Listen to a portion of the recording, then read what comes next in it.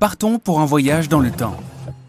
Nous survolons le Moyen-Âge, les premières civilisations humaines, les ancêtres des premiers humains, les dinosaures, les premiers animaux terrestres, les anciennes créatures marines, et ainsi de suite jusqu'au tout début des temps. Et la voilà, cette nébuleuse est notre futur système solaire. Pour l'instant, ce n'est qu'un nuage de poussière multicolore, composé d'hydrogène et d'hélium qui tourne sur lui-même. Ce nuage a commencé à rétrécir et à devenir plus dense. Il existe une théorie selon laquelle il y aurait eu des explosions de supernovas près de notre nébuleuse. Leurs ondes de choc ont pressé la nébuleuse de différents côtés, jusqu'à ce que le centre du nuage devienne trop lourd.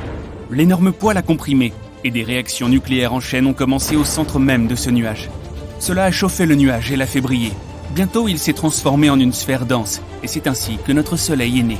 Cela s'est passé il y a environ 4,5 milliards d'années. Notre planète n'existe pas encore. Il n'y a qu'un disque de poussière et de débris spatiaux en orbite autour du jeune Soleil. Ces débris fusionnent progressivement et deviennent de plus en plus lourds. Observons le centre même de cette pile d'astéroïdes. Le poids total des débris comprime tellement la région centrale qu'un noyau métallique dense s'y forme. L'énorme pression chauffe le noyau et la température au centre de la jeune Terre atteint près de 6000 degrés. Et il y a un noyau liquide autour du noyau solide. Cela crée le champ magnétique de notre planète.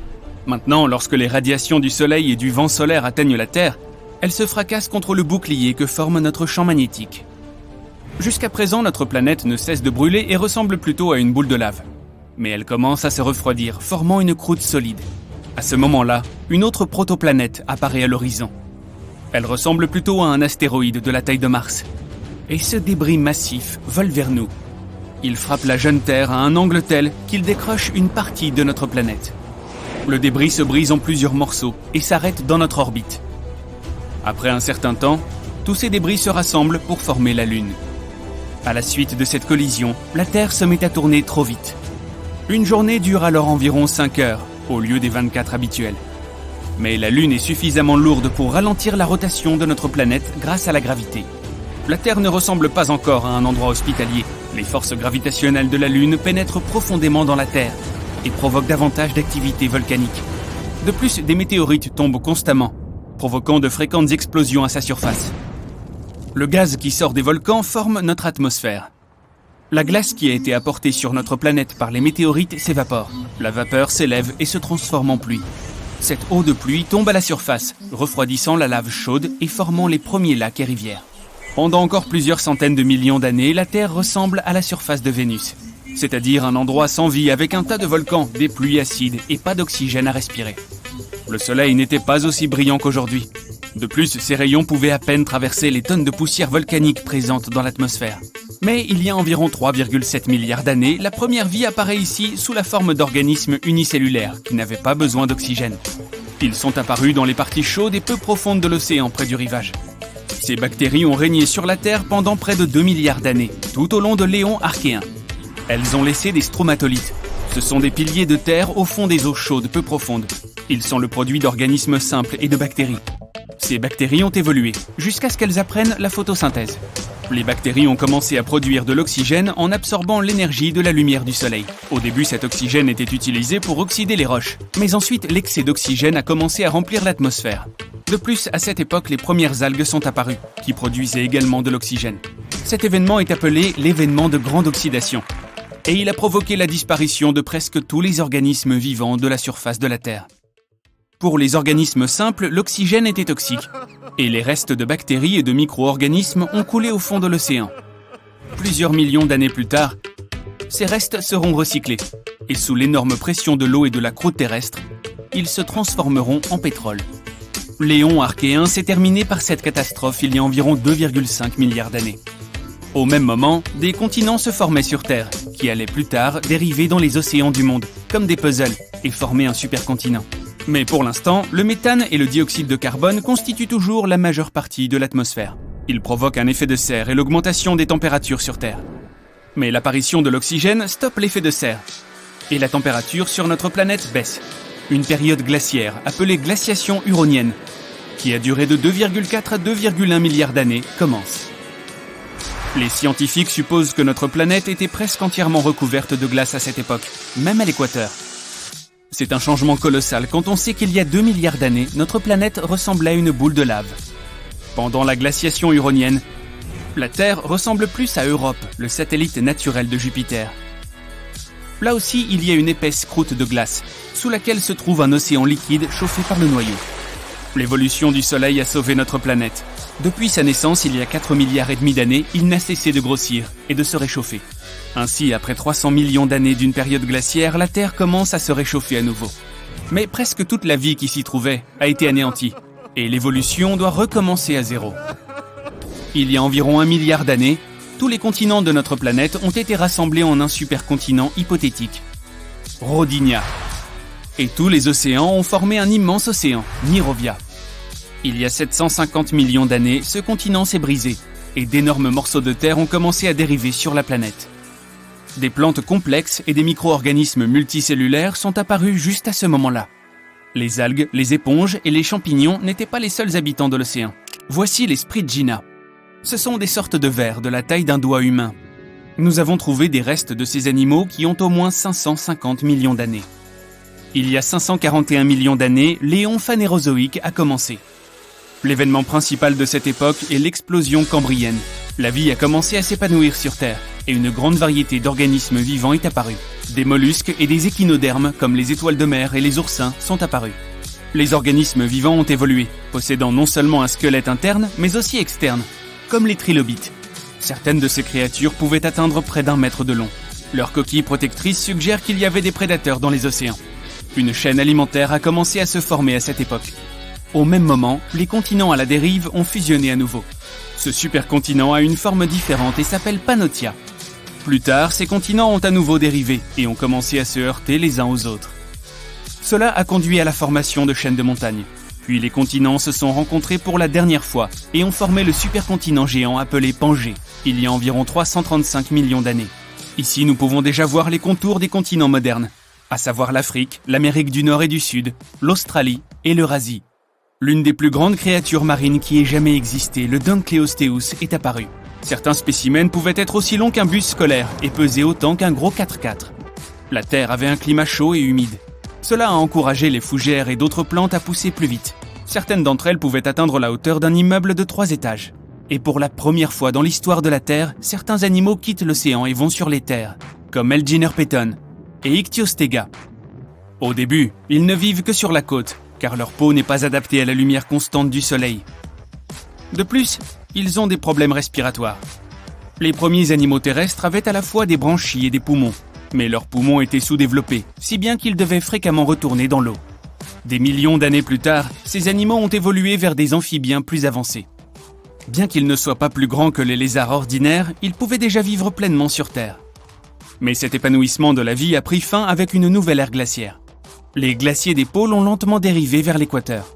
Les animaux n'étaient pas préparés à cela, et la plupart d'entre eux n'ont pas survécu à cet événement d'extinction.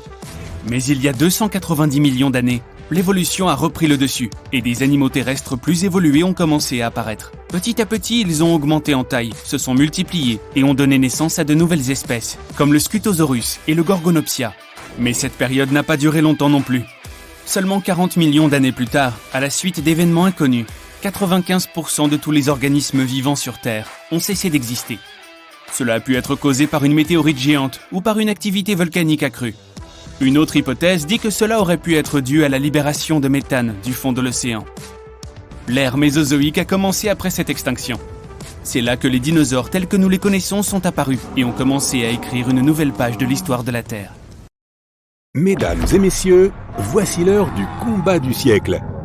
Dans le coin gauche se trouve le dinosaure le plus célèbre de tous les temps, le Tyrannosaurus Rex. Appelons-le Tyriana. Oui, c'est une fille. Elle existait il y a environ 70 millions d'années et régnait sur le territoire qu'on appelle aujourd'hui l'Amérique du Nord. Personne n'a jamais pu la vaincre. Enfin, à part cette grosse météorite, spoiler. Dans le coin droit se trouve le cauchemar des océans, le mégalodon. On l'appellera Mégane. Cette espèce s'est éteinte il y a environ 3 millions d'années, mais il existe encore de nombreuses légendes à son sujet. C'est le plus grand requin qui ait jamais existé, et c'était un super prédateur à son époque. Nos deux combattants étaient les plus grands prédateurs de leur catégorie. Mais que se passerait-il si on les faisait se rencontrer ? Pour le savoir, essayons un peu de les comparer. Quelle taille faisaient-ils ? Le plus grand tyrannosaure qu'on ait découvert s'appelle Scotty. Et oui, sans blague. Ses hanches mesuraient environ 3,60 m. Mais quand Scotty redressait son dos, il mesurait environ 13 mètres. C'est comme si on mettait 3 girafes l'une sur l'autre. Et si l'on voulait caresser le nez de ce mignon petit monstre, il fallait grimper sur les épaules de 7 personnes pour l'atteindre. Même si notre Tyriana n'est pas la plus grande de son genre, elle reste cependant l'une des plus dangereuses. Mais maintenant, intéressons-nous à la taille de son adversaire. La taille du mégalodon est toujours un sujet de controverse. En fait, les seules choses qu'il nous reste de cet ancien requin sont des dents et des vertèbres. Du coup, les scientifiques ne peuvent que supposer la taille réelle de cet animal. Mais même selon les calculs les plus prudents, il devrait être plus grand que le tyrannosaure. Le mégalodon mesurait environ 15 mètres de long, ce qui est plus grand qu'un bus. Ce n'est pas seulement le plus gros requin à avoir jamais vécu sur la planète, mais aussi le plus gros poisson du monde. Son plus proche concurrent en termes de taille serait le requin-baleine moderne, mais il fait quand même 3 mètres de moins que notre mégalodon. Donc, dans la catégorie taille, le mégalodon ne laisse aucune chance au tyrannosaure. Le premier point va donc au requin géant. La catégorie suivante est le poids. Commençons par Megan. Habituellement, les adultes pesaient entre 27 et 59 tonnes. Cela correspond à 3 hélicoptères de transport, ou presque à un char d'assaut.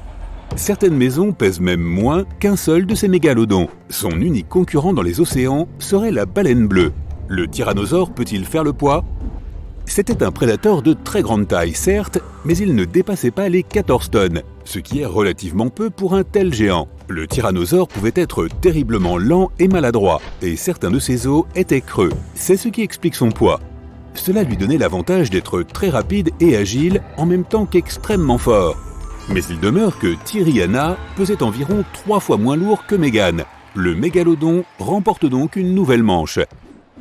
À présent, examinons la vitesse et l'agilité. Selon différentes estimations, le Tyrannosaurus rex pouvait courir à une vitesse comprise entre 17 et 72 km à l'heure. À titre de comparaison, la vitesse de l'homme le plus rapide sur Terre n'est que de 26 km/h. Le calcul est vite fait. Et oui, impossible d'échapper à ce déjeuner avec notre bon vieux T-Rex. Et c'est toi l'amuse-gueule. Mais qu'en est-il de l'agilité ? Tyriana est plutôt grande et maladroite. Cependant, les tyrannosaures étaient parfaitement équilibrés grâce à leur queue massive et pouvaient tourner et changer de direction très rapidement. Et regarde ses pattes, elle a clairement de très bonnes gambettes, notre amie. Maintenant, considérons notre deuxième combattante, Megan. Les scientifiques ont découvert que le mégalodon pouvait nager à une vitesse d'environ 18 km/h. C'était suffisant pour être un excellent prédateur, mais relativement peu comparé à beaucoup d'autres espèces. La créature marine la plus rapide est le voilier. Il peut atteindre une vitesse de 109 km à l'heure, environ 30 mètres par seconde. En plus, à cause de son poids, le mégalodon ne pouvait pas tourner rapidement. Imagine un camion géant en train de faire demi-tour. Ainsi, quand Megan attaquait, elle devait réussir du premier coup. Si elle échouait, il lui fallait tout recommencer. Cela donnait à sa proie assez de temps pour s'enfuir. Pour ce round, le tyrannosaure obtient donc un premier point. Mais le score est quand même de 2-1 et Megan, notre mégalodon, est en tête. Bon, passons à la catégorie suivante, l'aptitude au combat. Le mégalodon était sans aucun doute le meilleur prédateur du monde aquatique. Non seulement à cause de sa taille et de sa masse, mais aussi à cause de son intelligence. Les scientifiques ont trouvé des traces de dents de mégalodon sur des restes de baleines. Ils en ont conclu que Megan visait les points faibles de ses proies et savait où étaient situés leurs organes vitaux. D'autres victimes de mégalodon présentaient de nombreuses fractures osseuses. Cela suggère qu'elle n'avait pas peur d'utiliser son poids comme un bélier. Un tel bélier, avec ses 50 tonnes, pouvait facilement défoncer les plus solides des murs en béton. Certains individus préféraient d'abord attaquer la queue et les nageoires des baleines pour les immobiliser et disposer ensuite, comme ils le souhaitaient, d'une victime sans défense. Cela fait du mégalodon un excellent stratège. Les proies de ce monstre marin n'avaient aucune chance. Ainsi, ce requin avait 2 techniques principales, le bélier et la morsure. Mais l'arsenal du T-Rex était beaucoup plus large. Comme le mégalodon, il avait la mâchoire la plus puissante de son espèce et connaissait également la technique du bélier. Son poids n'était certes pas aussi considérable que celui de Megan, mais Tyriana pouvait s'élancer à une très grande vitesse et son impact était bien plus destructeur que celui du requin. De plus, elle pouvait frapper avec sa queue et ses jambes hyper puissantes pouvaient immobiliser les victimes. Les techniques du tyrannosaure sont donc beaucoup plus variées. Un second point pour ce dinosaure. Maintenant, c'est l'heure de la catégorie bonus. Le prix de la sympathie du public. Le tyrannosaure est sans aucun doute le dinosaure le plus célèbre de tous les temps. On l'a vu dans des films, des séries télévisées, des dessins animés, des jeux vidéo et même sur des timbres-poste et des mèmes. Et son squelette au Musée américain d'histoire naturelle est le plus facilement reconnaissable au monde. Mais il existe aussi de nombreux mythes à son sujet. Par exemple, l'idée selon laquelle il ne pouvait voir que des objets en mouvement. Dans un film célèbre, les héros échappent à un T-Rex en restant simplement immobiles. Mais premièrement, le dinosaure aurait facilement pu les sentir. Deuxièmement, notre tyrannosaure avait une excellente vue. Il voyait en fait 13 fois mieux que les humains. Le mégalodon, par contre, a la réputation d'être un vrai diable. Une vidéo dans laquelle l'un de ces requins détruit supposément un bateau de pêche fait l'objet d'un véritable culte et continue d'effrayer les spectateurs du monde entier. Mais comme nous avons conservé que très peu de traces de lui, on ne peut pas savoir à quoi il ressemblait vraiment. Ainsi, le T-Rex serait beaucoup plus populaire sur Instagram, et il remporte ce point. Poursuivons. Le score est maintenant de 2-2. Le résultat du match sera donc décidé au dernier tour, les armes de combat. Le tyrannosaure possédait la mâchoire la plus puissante de son espèce. Il pouvait facilement briser les os de dinosaures beaucoup plus gros que lui, mais la violence de sa morsure était limitée par ses dents. Celle-ci n'était recouverte que d'une fine couche d'émail et était par conséquent assez fragile, bien qu'elle puisse se reconstituer assez rapidement. Ses pattes avant étaient pourvues de griffes acérées, mais cette arme n'était pas vraiment utile en raison de la structure de ses bras. Le mégalodon n'avait qu'une seule arme vraiment dangereuse, ses dents, mais elles valaient bien toutes les ressources du T-Rex. Les dents du mégalodon étaient de forme triangulaire et mesuraient 18 cm de long. Ce sont les dents les plus grosses qui aient jamais existé, et il en avait 250 disposées sur 5 rangées. Chacune d'entre elles était incroyablement acérée et pouvait pénétrer la peau épaisse des baleines. Et la mâchoire du mégalodon faisait 2 mètres de large. Une personne adulte aurait parfaitement pu tenir entre ses crocs. Mais pas pour longtemps, car cette mâchoire se refermait avec une puissance inégalée sur notre planète. Le gong retentit et cela signifie que l'heure du combat est arrivée. Nos deux prédateurs se retrouvent sur la côte de l'Amérique du Nord. Les mégalodons vivaient principalement dans les eaux profondes, mais ils chassaient parfois près des plages. Le T-Rex se trouvait également dans cette région. Et à présent, les deux monstres sont face à face. Les eaux peu profondes ralentissent le mégalodon et le tyrannosaure échappe facilement à sa morsure. Mais il lui est difficile d'attaquer le requin, car sa taille ne lui permet pas de plonger sous l'eau. Notre Tyriana décide donc de se retirer dans des eaux encore moins profondes. Megan, le mégalodon de 50 tonnes, fonce en essayant de mordre le dinosaure et de lui rentrer dedans. Le T-Rex perd l'équilibre et tombe. Tout est perdu pour lui. Oh, le mégalodon prouve une fois de plus qu'il est le prédateur suprême et qu'il peut facilement vaincre le dinosaure le plus célèbre du monde. Un portail étincelant se ferme derrière ton dos. Un guide souriant t'accueille. Certes, tu n'es pas la première personne à voyager entre les mondes, mais un voyage pareil reste toujours quelque chose d'extraordinaire. À première vue, l'endroit n'est pas si différent du tien. Les mêmes personnes, les mêmes transports et une architecture similaire. Alors pourquoi ton ami t'a-t-il juré que ce serait le voyage de ta vie? Ton agent de voyage t'a dit que la ville que tu allais visiter était au bord de la mer. C'est pourquoi tu demandes à ton guide si tu peux passer un peu de temps près de l'océan. Il te lance un drôle de regard, mais il est d'accord. La journée est belle, ensoleillée et chaude. Il est tout à fait naturel de se déshabiller pour prendre le soleil. Au bout d'un moment, tu te lèves pour aller te baigner dans les vagues. Mais ton guide t'attrape par le bras. Son emprise est étonnamment forte et son visage anxieux. Non, c'est déjà assez risqué de venir sur la plage et de rester si près de l'eau. Et maintenant tu vas mettre ta vie en danger, crie-t-il. Hein? C'est tout ce que tu peux répondre. Il doit y avoir un malentendu. Qu'est-ce qui est si dangereux sur cette plage? Les courants dérivants? Le guide se calme tout à coup. Ne me dis pas que tu ne sais pas pourquoi les gens de ton monde voyagent ici. Tu secoues la tête et l'homme se met à rire. Quand il a fini de rigoler, il redevient sérieux et marmonne. Ok, je vais te montrer quelque chose que tu ne pourras pas oublier.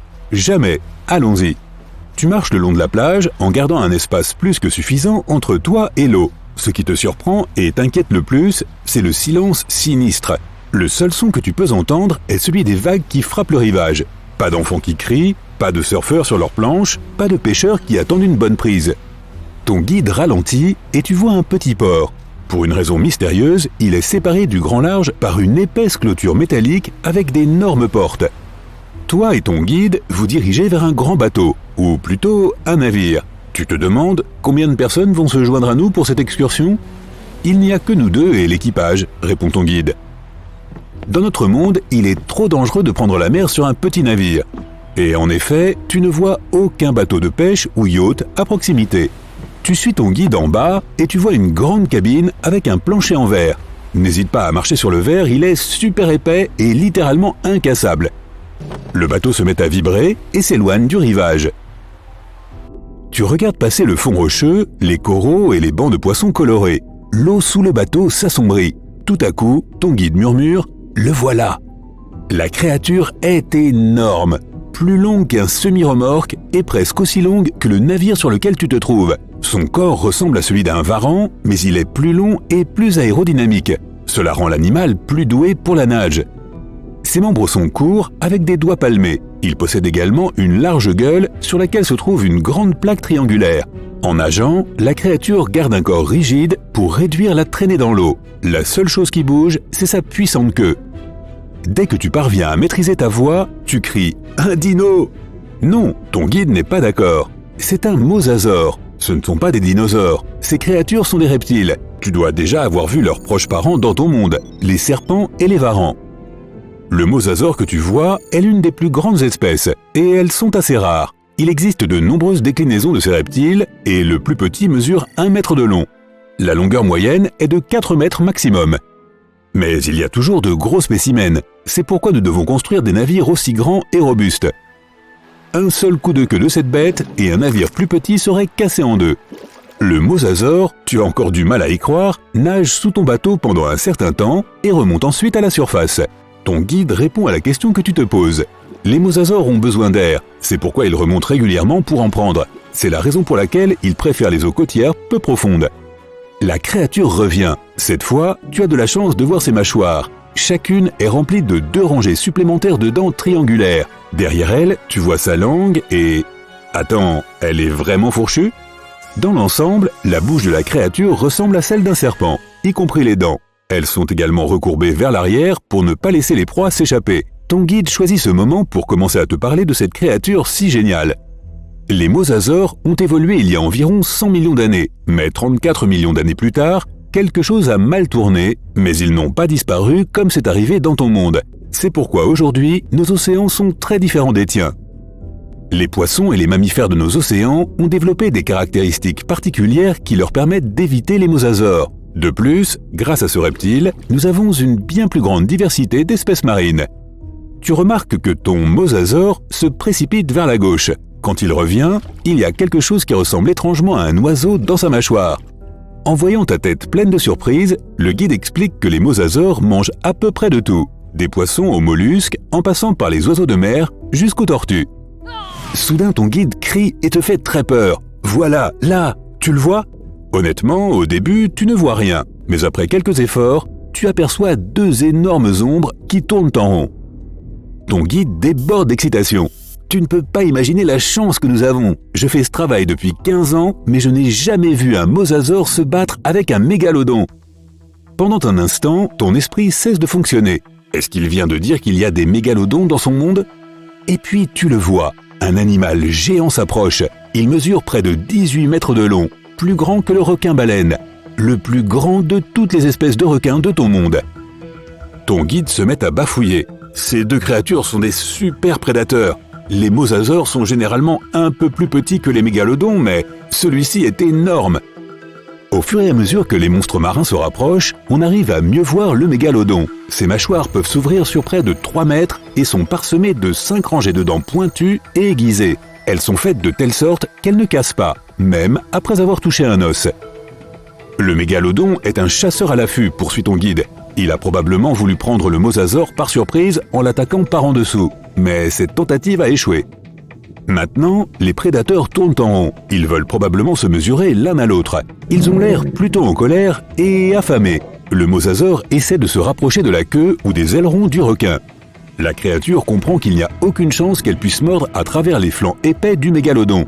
Alors le requin choisit une autre tactique. Il vise la longue section médiane du mosasaure. Les créatures commencent à tourner en rond plus rapidement, se rapprochant l'une de l'autre. Le mosasaure change constamment de rythme, passant de mouvements lents, presque paresseux, à des accélérations nerveuses dès qu'il voit le mégalodon s'approcher. Le requin nage de façon régulière et observe son adversaire avec ses yeux noirs et perçants. Tu ne peux pas t'empêcher de penser qu'il est assez évident de deviner quel animal va l'emporter. Les mâchoires du mosasaure sont adaptées aux petites proies, comme les poissons, mais elles ne pourraient pas s'ouvrir assez largement pour mordre le mégalodon. Car même si les deux créatures sont de la même longueur, le corps du mégalodon est beaucoup plus gros. Ses mâchoires sont également plus puissantes, conçues pour attaquer des baleines et autres grands animaux marins. De plus, le corps du mosasaure n'est pas bon pour nager à grande vitesse. Cela donne au requin un autre avantage. En un clin d'œil, le mégalodon se tord et se rue sur le mosasaure. Sa manœuvre consiste à ne pas laisser l'ennemi prendre le dessus en frappant par en dessous. Ces deux puissantes créatures s'affrontent. Tu vois le mosasaure essayer de s'écarter du chemin du mégalodon, mais en vain. Tu serres les poings, tu envoies en silence ton soutien au mosasaure. Et puis après une grosse secousse, tu te retrouves par terre. « Allez, allez, allez !» crie ton guide au capitaine. Il s'avère que les animaux étaient tellement absorbés par leur combat qu'ils n'ont pas vu le navire et se sont écrasés dessus. Maintenant, il est vital de s'éloigner le plus possible d'eux. Si ces énormes créatures décident que le vaisseau est leur ennemi commun, elles peuvent coopérer pour l'attaquer. Heureusement pour toi, les bêtes ne se rendent pas compte que la chose avec laquelle elles sont entrées en collision est en fait un récipient contenant de la nourriture. Le bateau s'éloigne de plus en plus et tu ne sauras jamais vraiment l'issue de la bataille. Trop tôt à ton goût, tu atteins le rivage. Le guide qui a encore l'air tout étourdi te ramène jusqu'au portail. Toi aussi, tu es impressionné. Tu le remercies et passes le voile brillant. Tu t'accroches à une dent de mosasaure que tu as dans ta main. C'est un cadeau du capitaine, le seul rappel du monde incroyable où les mosasaures parcourent encore les océans. Quel souvenir! Tu te réveilles avec la tête lourde. 1. Où est ton lit confortable? Et 2. Pourquoi tu dormais par terre sur un sol humide et sale au milieu de nulle part? Attends, c'est quoi tous ces trucs autour de toi? Tu es dans la jungle. Il y a un gros sac à dos à proximité avec des produits de première nécessité comme de l'eau, des biscuits, des bonbons et une veste. Tout cela est à toi, c'est sûr, mais quand même, qu'est-ce qui se passe? Comment diable es-tu arrivé ici? Attends, une veste? Il fait incroyablement chaud. Tu n'auras certainement pas besoin de ça. Sérieusement, c'est quoi cet endroit? Des plantes avec des feuilles géantes, des gros arbres de la forêt tropicale? Ça ressemble un peu à Jurassic. Tu sursautes de peur, tu regardes autour de toi et tu cours sous une de ces grandes plantes. D'accord, ce n'est pas un bon choix et certainement pas le meilleur moment pour se rappeler que tu es nul pour jouer à cache-cache. Il y a un énorme animal bizarre qui sort des buissons et te regarde. Un dinosaure. Tu cries, tu frissonnes, tu te couvres les yeux. Ce n'est pas exactement comme ça que tu t'attendais à passer ta matinée. Attends un peu, les dinosaures n'aboient pas. Tu ouvres les yeux, cette chose t'a certainement attaqué, mais maintenant elle saute partout, remue sa longue queue, aboie et tire la langue. Et il a l'air si familier. C'est un chien? Tu cries presque de soulagement. Ce truc est bizarre. Un chien... Osaure, qu'est-ce que ça pourrait être d'autre? Grand, gris et poilu, mais incroyablement similaire à un T-Rex. Ses pattes avant sont en fait de petits bras courts et son long museau avec des dents pointues te tourne autour. Alors que le chianosaure te couvre de bave de dinosaure, une autre chose poilue sort des buissons.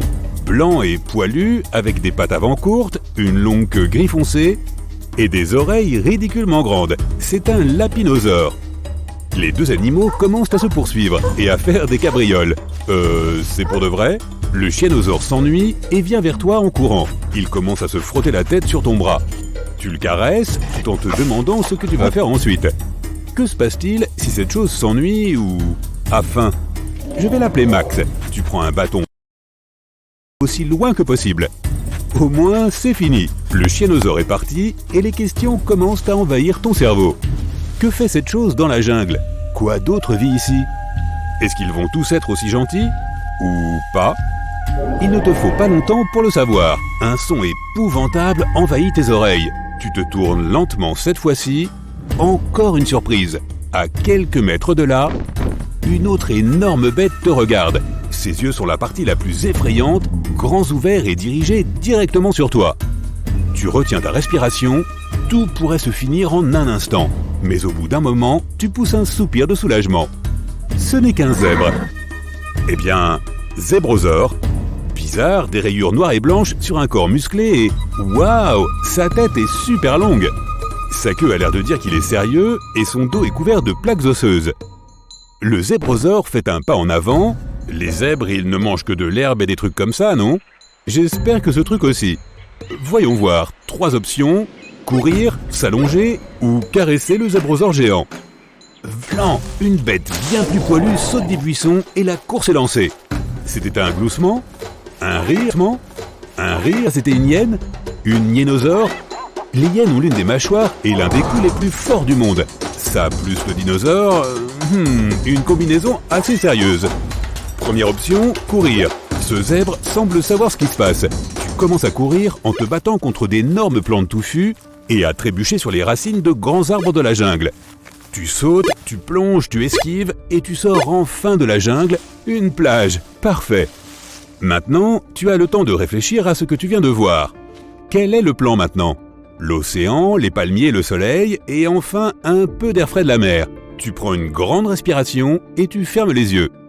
Silencieux comme une plume, des pattes géantes qui écrasent doucement l'herbe, le bruit d'une queue élégante, énorme, grisâtre et forte, avec des griffes incroyablement longues cachées dans ses grandes pattes douces. Et la tête, horrible. Tu regardes une deuxième fois, toujours aussi répugnant. On dirait un crâne nu avec des dents pointues et des yeux jaunes et chauds. Cet animal ne s'intéresse pas du tout à toi. Il s'accroupit, il a l'air prêt à bondir. Puis le chatosaure ronronne paresseusement et commence à lécher sa fourrure. Au moins, il ne pensait pas que tu ressemblais à une souris, un bâton, une balle, une boîte en carton. Les chats aiment les choses les plus bizarres. Pas le moment, non. La plage est subitement remplie de gigantesques crabes rouges.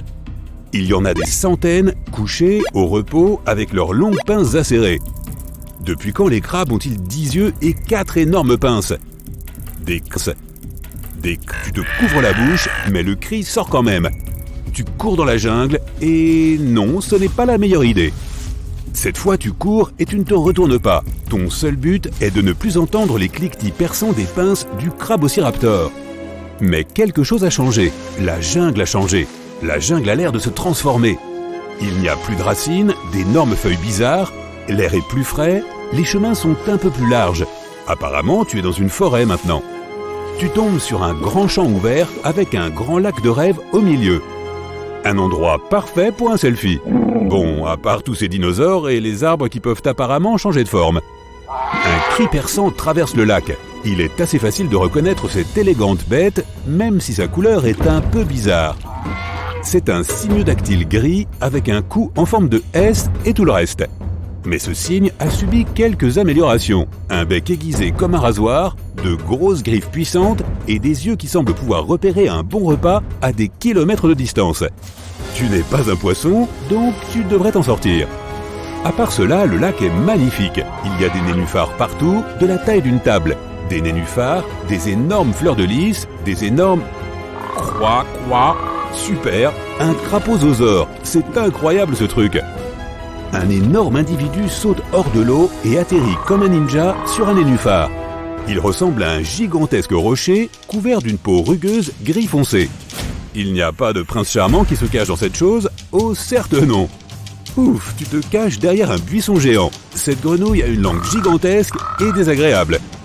Même cette langue délirante n'a pas pu le sauver de ce qui se trouvait derrière lui. La tête qui flotte d'un crocodilosaure géant. Raptor Rex machin chose. Il ressemble à un crocodile normal, mais en beaucoup plus grand. Comme s'il avait besoin d'aide pour être plus effrayant. Le crapaudiosaure saute de l'eau et commence à nager avec ses énormes pattes arrière. La chasse est lancée et très vite, ils disparaissent tous les deux sous la surface, en espérant que ce gars s'en soit sorti. Tu te sens presque désolé pour ce pauvre crapaud, mais pas le temps de réfléchir. Le sol commence à trembler. Ce n'est jamais bon signe. Quelques arbres près de toi tombent par terre. On dirait un bateau à l'envers. Qu'est-ce que c'est que cette chose? Oh, une tortusaure! Ce gars doit arrêter le café et les protéines. C'est quoi ce bourdonnement? Il devient de plus en plus fort. 2 choses. 1. Ça ressemble à une abeille. 2. S'il te plaît, que ce soit juste d'une taille normale. Mais au lieu d'un minuscule insecte volant, une abeille rex de la taille d'un humain se pose sur la carapace de la tortue géante. Elle a des pattes comme un haltérophile et ses antennes ont l'air très pointues. S'il n'y en a qu'une, c'est bien, avec un peu de chance. De nulle part, on entend un cri horrible. Oh, faites que ça s'arrête pour de bon. Une ombre gigantesque recouvre le sol et tu lèves les yeux. C'est une sorte de dinosaure qui ressemble à un oiseau. Ces choses ont en fait un nom officiel, mais tu n'as aucune idée de ce que c'est. Tu ne vois que ses plumes bleu-mauve, un bec pointu plein de dents acérées et... Qu'est-ce que c'est que ces choses qui sortent de ses ailes ? L'oiseau voit l'abeille Rex et descend en piqué pour saisir son goûter. Mais l'abeille Rex se cache sous la carapace de la tortue. Bien vu ! Quelque chose me dit que je ne serais pas aussi rapide ou intelligent si cela m'arrivait. J'aurais probablement juste... Et boum, cela arrive ! Ses yeux sombres et effrayants te remarquent de loin. Tu fais un petit pas en arrière. Jusqu'à présent, aucun des animaux ne t'a remarqué. Crac, une brindille craque sous ta chaussure et soudain, des dizaines d'yeux se posent sur toi. Des yeux curieux, en colère, affamés. Retour à l'option 1, courir. Tu vas aussi vite que tu peux, mais tout semble inutile. Tu arrives à une énorme falaise avec une rivière au fond. Tu fermes les yeux et tu sautes. Boum! Tout ton corps tremble. Tu ouvres les yeux, tu es réveillé. C'était juste un cauchemar, n'est-ce pas? N'est-ce pas? Le bébé T-Rex était adorable. Voilà, c'est dit. Difficile d'imaginer ces deux mots dans la même phrase. Mais après tout, même le grand méchant T-Rex n'est pas sorti de sa coquille déjà adulte et effrayant. Au cours de ses premiers mois sur Terre, bébé T-Rex était une jolie petite boule de poils de la taille d'une dinde. Un peu comme un oisillon à l'allure bizarre sortant d'un œuf surdimensionné. Pas assez de nourriture, un environnement dangereux, des astéroïdes, les pauvres bébés étaient si impuissants et faibles que seule la moitié d'entre eux atteignaient leur premier anniversaire. Les scientifiques pensent que leur duvet était là pour les garder au chaud quand ils étaient encore petits et vulnérables, en plus de les aider à se camoufler et à rester en sécurité. Les petits n'avaient pas encore de grandes dents pointues. Ils se nourrissaient alors surtout de petits reptiles et d'insectes. Ils grandissaient toutefois assez vite, puisqu'ils prenaient jusqu'à 2 kilos par jour, comme nous pendant les fêtes. Mais le fait le plus étrange à leur sujet, quand ils étaient petits, leurs bras avaient l'air tout à fait normaux par rapport à leur corps. Mais lorsqu'ils atteignaient la taille adulte, leurs proportions étaient bizarres. Leurs parents étaient super célèbres. Ils se sont retrouvés floqués sur des t-shirts, dans des films et dans des costumes d'Halloween. Mais le T-Rex que nous connaissons et aimons n'existait pas vraiment. Tout d'abord, la vitesse. Il n'était pas si rapide. Dans les films, tu ne peux pas leur échapper, même si la voie est libre et que tu es dans une voiture plutôt correcte. Selon les premières estimations, les T-Rex pouvaient courir entre 16 et 48 km à l'heure, ce qui est très rapide, mais des recherches récentes montrent qu'en réalité, ils ne pouvaient atteindre qu'environ 19 km à l'heure. Une vitesse supérieure aurait brisé leurs os massifs. Alors détends-toi, après quelques mois d'entraînement, même la patate de canapé la plus dévouée pourrait échapper aux dents acérées de ce monstre. Et qu'en est-il de notre vieil ami, le stégosaure ? Il a vécu il y a environ 150 millions d'années, et il n'a donc pas eu la chance de rencontrer ces mignons petits T-Rex qui sont apparus bien plus tard. Nous reconnaissons tous ce dinosaure. C'est celui qui a ces fameuses plaques verticales sur le dos. Elles faisaient parfois jusqu'à 1 mètre de haut. Tu aurais presque pu te cacher derrière l'une d'elles. Les scientifiques ne savent toujours pas vraiment pourquoi ils en avaient. Mais ils pensent que le stégosaure aurait pu réguler son flux sanguin grâce à elles, comme un thermostat osseux massif. Ils pensent aussi que ces dinosaures pouvaient utiliser le même système pour contrôler la couleur de leur peau, selon qu'ils voulaient être attirants ou effrayants. Impressionnant, n'est-ce pas ? Cette pauvre créature avait un cerveau qui pesait juste un peu plus qu'une balle de tennis, et qui faisait à peu près la taille d'une noix. C'est l'équivalent du cerveau d'un chien, dans le corps d'un hippopotame. Troodon était l'un des dinosaures les plus intelligents qui soient. Très complet, excellent chasseur, avec une vision stéréoscopique, 2 mètres de long et un cerveau qui ne s'arrêtait jamais. Une véritable bête de compétition. Les restes de Troodon ont été l'une des premières découvertes de dinosaures en Amérique du Nord. L'un des dinosaures les plus étranges était certainement Suzurosus. Appelons-le simplement Susan. Si tu la rencontrais, tu aurais l'impression de regarder une grosse dinde croisée avec un rat et avec un corps super poilu. C'est peut-être la grand-mère perdue depuis longtemps du paresseux moderne. Son copain, Pégomastax, n'était certainement pas loin derrière en termes de bizarrerie. Il ressemblait à un mélange entre un porc-épic et un perroquet. Mais ne le lui dis pas en face, il avait quelques dents pointues qu'il pouvait aiguiser l'une contre l'autre. Le plus grand et l'un des plus lourds dinosaures connus était Argentinosaurus. Personne n'a jamais trouvé de squelette complet, mais cette bête devait peser environ 100 tonnes et mesurer à peu près 40 mètres de long. En comparaison, le plus grand animal actuel, la baleine bleue, ne fait que 30 mètres de long. Lorsqu'on dit dinosaure, tu imagines probablement une bête grosse comme un immeuble, qui pouvait utiliser un arbre comme cure-dent. Certains d'entre eux étaient gigantesques, c'est vrai, comme ces dinosaures au long cou et à la queue monumentale qui pouvaient atteindre la taille d'un avion. Mais beaucoup d'entre eux étaient petits et légers, certains avaient la taille d'un pigeon. Le plus petit squelette de dinosaure jamais trouvé était un minuscule lézard-souris. Certains dinosaures avaient des queues de plus de 14 mètres de long, ce qui leur permettait de garder plus facilement l'équilibre quand ils couraient. Mais ils ne traînaient pas leur queue sur le sol. Les dinosaures restaient très actifs et étaient assez rapides, alors ils gardaient leur queue en l'air la plupart du temps. Même si ce vilain astéroïde a anéanti la plupart d'entre eux, une grande partie de l'ADN des dinosaures est restée dans les parages et s'est retrouvée dans les animaux que nous connaissons aujourd'hui, comme les oiseaux. La première fois que quelqu'un a ne serait-ce que songé à connecter les deux, c'est après avoir découvert un oiseau primitif en Allemagne.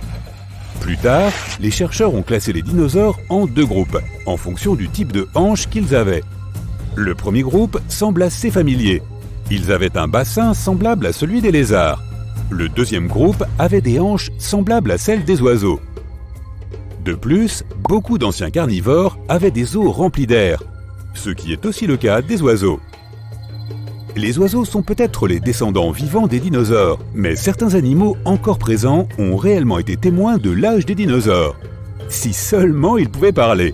Serpents, abeilles, requins, crabes, homards, crocodiles, cafards, même les tortues de mer. Leurs ancêtres ont tous croisé de vrais dinosaures. Les dinosaures carnivores marchaient principalement sur deux pattes, pour être plus rapides et avoir les mains libres pour rattraper un petit Snacosaurus. Les herbivores marchaient sur quatre pattes pour pouvoir porter leur corps massif. Certains des plus gros mangeurs de plantes avaient besoin d'environ 1 tonne de nourriture par jour. Imagine des animaux si grands qu'ils devaient manger quotidiennement un tas de légumes de la taille d'une maison. Il y a environ 700 espèces connues de dinosaures éteints. Cela semble beaucoup, mais nous ne les avons probablement pas toutes découvertes. Il y a 5 ans, on a découvert un nouveau type de dinosaure. Il avait des cornes tronquées juste au-dessus de ses yeux, qui le faisaient tellement ressembler au personnage de bande dessinée qu'ils l'ont appelé Hellboy. Dans les années 90, des scientifiques ont découvert un cratère dans la péninsule du Yucatan, au Mexique. Tu connais la suite. Il y a environ 66 millions d'années, un météore de la taille du mont Everest a frappé notre planète et a rempli l'atmosphère de poussière, de gaz et de débris qui ont provoqué une grave catastrophe climatique. Cela a déclenché une vague de chaleur et un souffle qui est monté dans l'atmosphère, bloquant partiellement le soleil. Game over. Merci d'avoir joué, messieurs les dinosaures. Il n'y a pas eu de chevauchement entre l'âge des humains et celui des dinosaures. Les dinosaures ont disparu il y a plus de 60 millions d'années. Mais ils ont existé sur Terre pendant 160 millions d'années. Les humains d'apparence moderne n'existent que depuis environ 250 000 ans. Tous les dinosaures n'étaient pas en vacances au Mexique lorsque l'astéroïde a frappé. Ils vivaient partout sur le globe. Certains vivaient dans des déserts, tandis que d'autres vivaient dans des zones proches d'anciennes rivières, entourées de forêts épaisses et d'une riche végétation. Ils n'étaient pas trop difficiles, alors ils vivaient partout, même en Antarctique. Mais ce continent n'était pas couvert de glace à l'époque. Les deux pôles abritaient des forêts. La plupart des gens imaginent que tous les dinosaures étaient gris vert à cause des films. De plus, nous pensons généralement que ce sont des lézards géants. Les scientifiques ne savent toujours pas grand-chose sur les teintes de peau des dinosaures, mais les chercheurs ont récemment trouvé des preuves que les dinosaures ont existé dans toutes les couleurs. Et l'un d'eux avait même des anneaux blancs et oranges sur sa queue. Dinosaure signifie terrible lézard en grec. Les scientifiques pensaient que les dinosaures avaient surtout le sang froid, comme les serpents, les lézards ou d'autres reptiles. Il s'avère qu'ils avaient peut-être tort. Certaines preuves indiquent qu'ils avaient le sang chaud, comme les mammifères. Quelque part en 2014, les scientifiques ont déclaré que la plupart des dinosaures étaient des mésothermes. Un peu de ceci, un peu de cela. Et il s'avère que beaucoup d'entre eux avaient des plumes, comme les bébés T-Rex. Cela les aidait à réguler leur température corporelle. Un autre élément auquel nous croyons et qui provient des films est le bruit que faisaient les dinosaures. Les producteurs mélangent généralement un tas de bruits d'animaux pour obtenir cet authentique rugissement de dinosaures. Le T-Rex produit généralement un son qui est un mélange d'alligator, de tigre et du couinement d'un bébé éléphant. Et ce redoutable souffle de T-Rex, c'est juste le son de l'air passant par les vents d'une baleine. Le plus grand animal terrestre jamais connu était l'Argentinosaurus. Un des os de ce géant était aussi grand qu'un humain adulte. On n'a pas encore découvert un squelette complet, mais les scientifiques affirment que ce dinosaure pouvait mesurer entre 12 et 13 mètres. Si 7 Argentinosaurus se tenaient en file, ils pourraient remplacer le pont de Londres. Les ptérosaures étaient généralement grands. Les plus petites espèces avaient une envergure de 25 cm, tandis que les plus grandes pouvaient atteindre une largeur de 11 mètres. À titre de comparaison, la plus grande envergure des ailes d'un oiseau moderne est d'environ 3 mètres. Ils avaient la taille d'une girafe actuelle, mais ne pesaient que 250 kg, donc moins qu'elle pour pouvoir voler. Le brachiosaure mesurait 26 mètres de long et avait un cou incroyablement grand, pouvant se tenir à plus de 12 mètres dans les airs. Tout son corps était conçu pour que cet animal puisse se nourrir facilement des arbres. Ses pattes arrière étaient relativement courtes et les pattes avant un peu plus longues. Diplodocus avait des dents curieuses en forme de peigne. Ce dinosaure mesurait 26 mètres de long et pesait un peu plus que 3 éléphants. Son cou était si long que les scientifiques ne savent pas comment l'animal pouvait le tenir. Le Paralititan mesurait entre 25 et 30 mètres de long. Ses os étaient si gros qu'ils pourraient même rivaliser avec l'Argentinosaurus en termes de taille. S'ils envahissaient Londres, 4 de ces créatures se tenant sur les épaules les unes des autres suffiraient pour réparer les aiguilles de Big Ben si elles allaient un peu trop vite. L'Australopocéidon, quel beau nom, hein, est le plus grand de toutes les espèces de titanosaures. Un animal adulte mesurait environ 25 mètres de long, ce qui correspond à 1,5 fois la taille d'un panneau de Hollywood. Le Spinosaurus vivait là où se trouve aujourd'hui le désert du Sahara. Il y avait des rivières pleines de poissons et beaucoup de marécages, donc il vivait à la fois dans et hors de l'eau. Il mesurait près de 15 mètres de long et avait une grande plaque sur le dos qui ressemblait plutôt à une voile, ainsi que des épines sur les côtés. Le Tylosaurus était l'une des plus grandes créatures ayant jamais vécu sur notre planète. Il pouvait atteindre une longueur de 12 mètres et se nourrissait de poissons et de créatures encore plus grandes, comme des requins, à l'exception du meg qui avait à peu près la même longueur. Le Tylos avait une série de dents supplémentaires très bizarres sur le palais pour mieux saisir et broyer les aliments. Malgré sa grande taille, le T-Rex était très rapide et avait un gros cerveau. Ce terrifiant dinosaure de 12 mètres de long était apparenté à un poulet. Il venait d'une famille d'oiseaux et pouvait avoir des plumes, donc techniquement, c'est un oiseau très en colère avec des dents très pointues. Ses bras minuscules, avec 2 doigts, avaient la taille de bras humains. Le Suchomimus ressemblait à une version rétro d'un crocodile. D'ailleurs, son nom signifie en fait « imitateur de crocodile ». Il mesurait environ 10 à 11 mètres de long, soit presque le double que le plus long crocodile marin contemporain nommé l'Olong, qui mesurait un peu plus de 6 mètres. Le Parasaurolophus avait des mâchoires incroyables qui lui permettaient de broyer et non de mâcher des plantes. Il avait un ornement bizarre sur la tête, les scientifiques ne sont toujours pas sûrs de son utilité, mais l'une des théories les plus courantes prétend que celui-ci était indispensable pour réguler la température. Ces géants mesuraient 3,5 mètres de haut et plus de 9 mètres de long.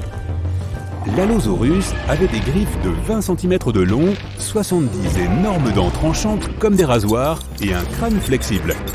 Grâce à sa structure osseuse et à ses mâchoires qui pouvaient se plier vers l'extérieur, ces dinosaures pouvaient saisir et retenir de gros morceaux de viande.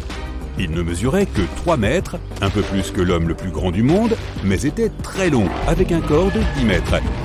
Le stégosaure était célèbre pour les plaques qui ornaient sa colonne vertébrale. Elle servait de thermorégulation en absorbant la lumière du soleil le jour et en la distribuant sur tout le corps la nuit. Ils avaient un cerveau assez petit par rapport à leur masse corporelle. Ces dinosaures mesuraient environ 9 mètres de long et 4 mètres de haut. Un tricératops mesurait 8 tonnes, malgré un régime à base de plantes. Il marchait assez lentement à cause de ce poids de plusieurs tonnes. Pour mâcher ses feuilles mieux et plus vite, il était équipé d'environ 800 dents. Cette quantité de dents ne tiendrait jamais dans la bouche d'un humain. C'est comme si un humain avait les dents de 25 individus adultes. Comparé à des compagnons dinosaures, le Majungasaurus était relativement petit, environ 1,80 m, mais assez long, environ 8 mètres. Son énorme queue faisait plus de 50% de sa longueur. Si ces gars vivaient à Londres, ils ne pourraient pas prendre un bus à 2 étages, puisqu'ils ont exactement la même longueur que ce célèbre bus londonien. Le platéosaure, qui signifie littéralement un lézard plat, mesurait environ 7 mètres de long.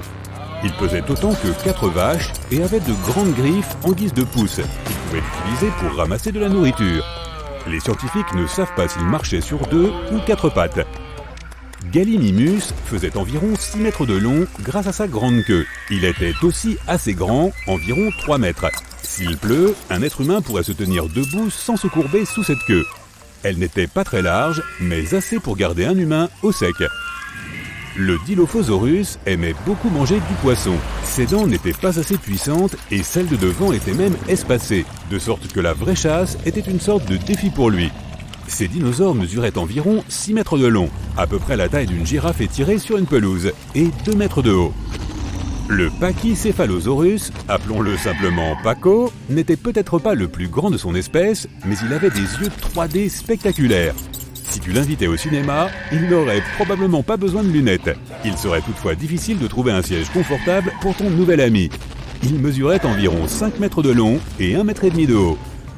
Dracorex signifie le roi des dragons, probablement en raison des nombreuses bosses sur sa tête qui ressemblaient à une couronne. Ses bras avant étaient minuscules, de sorte que même s'il portait une couronne, il n'aurait pas été capable de l'enlever. Il mesurait environ 4,5 mètres de long, avait de superbes dents pointues et des crânes incroyablement durs qui constituaient un coussin mou et parfait pour leur petit cerveau. Le Troodon était plus petit qu'un humain adulte, puisqu'il mesurait environ 1,50 m, mais il était plus large, avec une taille d'environ 1,80 m. Les scientifiques pensent que c'était le dinosaure le plus intelligent de tous. Comparé aux animaux terrestres actuels, un Troodon était aussi intelligent qu'une autruche. Et ces animaux sont intelligents. Il avait aussi beaucoup de dents, ce qui lui permettait de manger différents types de nourriture. Il y avait un dinosaure aussi grand qu'un être humain. Un humain mesure en moyenne 1,5 m et 1,6 m de large. Ce mec était légèrement plus grand qu'un humain allongé sur un canapé. 1,7 m de haut et 2 mètres de large grâce à sa belle queue. C'est un vélociraptor, un dinosaure qui ressemble à un oiseau. Même si ces oiseaux avaient des ailes et des plumes, ils étaient incapables de voler. Un autre dinosaure qui pouvait se fondre parmi les groupes humains, s'ils avaient coexisté, était Borogovia. Il n'était ni grand ni large, les deux mesures étaient inférieures à 1,50 m. Il pourrait être un gentil animal de compagnie préhistorique. Le Microraptor n'était pas très doué pour voler malgré ses longues plumes et les os longs de ses bras. Il pouvait probablement glisser d'arbre en arbre à la recherche de nourriture, ou même se lancer dans les airs et voler sur de courtes distances. Il pesait moins d'1 kg et mesurait environ 0,8 m de long. Le Juravenator ne mesurait que 0,8 m de long, soit moins qu'un Maine Coon. De nombreux théropodes ressemblaient à des oiseaux, mais ce dinosaure avait probablement des écailles au lieu de plumes. L'Anchiornis était un autre poulet géant, tout comme le T-Rex. Ce type avait des plumes colorées et était impressionnant pour voler sur de courtes distances. Mais les longues distances étaient un véritable défi pour lui. Il était minuscule, mesurait à peine 34 cm de long et ne pesait pas plus de 110 grammes. Le plus petit dinosaure qui ait jamais vécu sur notre planète était l'Oculudentavis.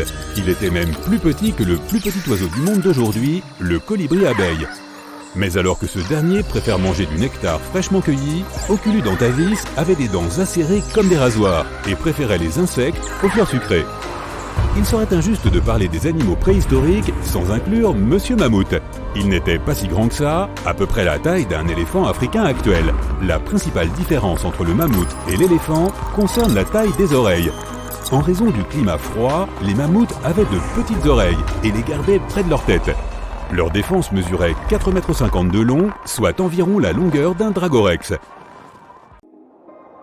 C'est une journée comme les autres. Pour le moment, en tout cas.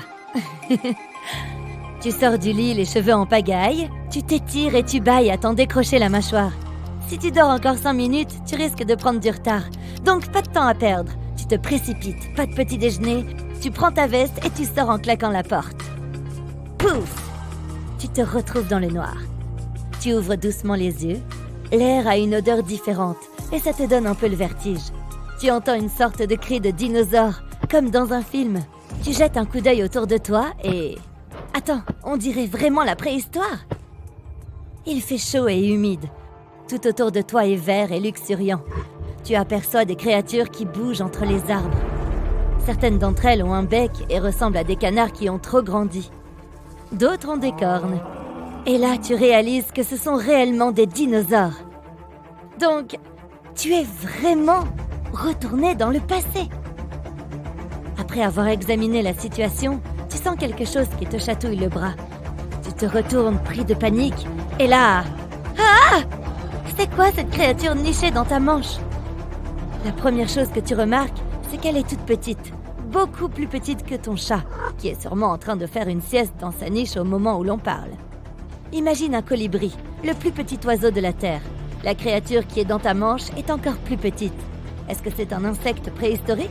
Non, c'est un dinosaure, le plus petit dinosaure qui ait jamais existé. C'est un Oculudentavis, ce qui veut dire oiseau, œil, dent. Son crâne mesure moins d'1 centimètre. L'animal entier mesure environ 5 cm. Tu ne sens même pas son poids sur ton bras. Le machin pèse à peine 30 grammes. Il est clairement carnivore. Il a plus de 100 dents minuscules. Elles sont coniques et pointues. Tu bugs 2 secondes. Et si le dino te mordait, tu ne sais même pas s'il est vénéneux. Mais on dirait qu'il est seulement intéressé par les insectes. Il a aussi d'énormes yeux globuleux. C'est d'ailleurs légèrement dérangeant, sur le côté de sa tête. Ses yeux sont clairement ceux d'une créature qui est particulièrement active le jour. Si seulement tu avais un expert à portée de main, il pourrait t'expliquer pourquoi une si petite créature existait au temps des géants de la préhistoire. C'est probablement à cause du phénomène de miniaturisation. Au fil du temps et des générations, des animaux relativement grands sont devenus de plus en plus petits. Ça peut arriver à des animaux qui vivent sur des îles ou qui sont isolés des autres espèces. Une autre chose qu'un expert te dirait, c'est que cette petite créature n'est probablement même pas un dinosaure. Après avoir examiné le crâne de la petite bête, ou plutôt une fois qu'ils l'auront examiné, les experts ont avancé l'hypothèse que ce n'était pas un dinosaure, mais un lézard. Mais même si cette hypothèse était vraie, ce serait un lézard bizarre. Après tout, il a une tête d'oiseau. Peu importe ce que c'est, tu en as marre de rester immobile. Fais attention de ne pas le déranger. Dès que tu fais un pas, pouf, tout redevient noir. Tu rouvres les yeux doucement. Changement de décor. Tu jettes un coup d'œil aux alentours. C'est là que tu remarques que plusieurs gros buissons commencent à bouger. Tu sais qu'il faudrait t'enfuir, mais ta curiosité l'emporte. Tu t'approches pour voir ça de plus près et te mets à hurler comme une sirène. La créature devant toi ressemble à un mille-pattes. Un mille-pattes géant de 2 mètres de long, le plus gros du monde. C'est un arthropleurat. Les chercheurs ne savent pas vraiment pourquoi cet insecte, comme d'autres d'ailleurs, était aussi gros il y a 300 millions d'années. C'est peut-être dû à la quantité d'oxygène dans l'atmosphère. 30% de l'air à l'époque, 21% aujourd'hui. C'est peut-être cet élément qui permettait aux insectes d'atteindre ces tailles énormes. De plus, ces animaux n'avaient pas de prédateurs.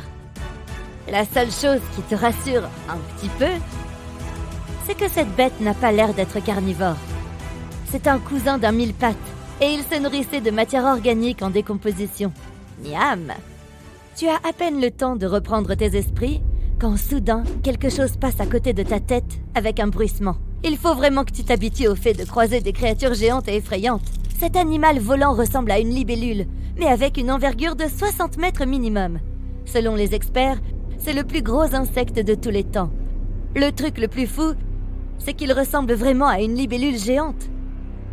Mais cet insecte fait partie de l'ordre éteint des méganisoptères. Quoi? Qu'est-ce qui se passe? Au lieu de passer son chemin, le machin qui n'est pas une libellule... revient vers toi. Tu es paralysé par la peur. Et tu ne t'enfuis même pas. Pouf! Il fait encore tout noir. Tu devrais y être habitué. Tu ouvres les yeux et tu aperçois une ombre imposante pendant que tu es au sol. Ça, c'est un dinosaure. Tu sais même quel dinosaure c'est. C'est un stégosaure. Ces gros dinosaures ont existé à la fin de l'ère Jurassique, il y a environ 150 millions d'années. Ils se caractérisaient par des plaques osseuses sur le dos. Les plus grosses mesuraient 60 cm de hauteur et 60 cm de largeur. Les stégosaures étaient lourds, gros et maladroits. Ils atteignaient la hauteur de 2 personnes adultes et pesaient environ 5 tonnes. Malgré ce corps énorme, ils avaient un petit cerveau. Soit un cerveau 2 fois plus petit que celui de nos chiens d'aujourd'hui. C'est pour ça que le stégosaure était si lent. Certains experts considèrent qu'il ne dépassait jamais les 8 km/h. Avant même de pouvoir commencer à paniquer, tu te rends compte que la bête n'est vraiment pas intéressée par toi. Par contre, c'est un gros mangeur de végétaux. Grâce à son bec sans dents, il parvient à croquer dans les plantes basses comme les pins, les fougères et les cycas. Bon, ce n'est pas encore l'heure de se reposer sur ses lauriers. Une ombre traverse le ciel. Tu le connais, celui-là aussi. C'est un ptérodactyle. La première espèce découverte de ptérosaures, de grands reptiles volants. Le ptérodactyle marchait sur 4 pattes et, contrairement à certains de ses cousins, il avait des dents. Même si ces créatures étaient des créatures volantes, ce ne sont pas les ancêtres de nos oiseaux. Ces derniers sont les descendants de petits dinosaures qui marchaient sur 2 pattes et étaient couverts de plumes. Bon, le ptérodactyle qui est en train de voler au-dessus de ta tête n'est pas aussi effrayant que dans les films. Il est plutôt petit, son envergure ne dépasse pas le mètre. Mais juste pour être sûr de rester sain et sauf, tu décides de te cacher sous un arbre. C'est comme avec les pigeons, vaut mieux pas recevoir un cadeau sur la tête. Ça, c'est fait. Comme par hasard, pendant que tu cherches à atteindre la forêt pour être a priori en sécurité, tu trébuches sur une racine, tu tombes sur le dos et pouf, c'est le blackout. Quand tu te réveilles, pour la énième fois, tu as du mal à respirer. On dirait que quelque chose est enroulé autour de ton corps. Tu relèves doucement la tête pour voir et... Ah, est-ce que je vais survivre à cette journée? Un serpent géant s'est enroulé autour de toi. Il est tellement grand que tu le reconnais immédiatement. C'est le titanoba. Il n'existe aucun autre reptile aussi gros, ni vivant, ni éteint. Ce serpent pesait plus d'1 tonne et mesurait probablement 13 mètres environ.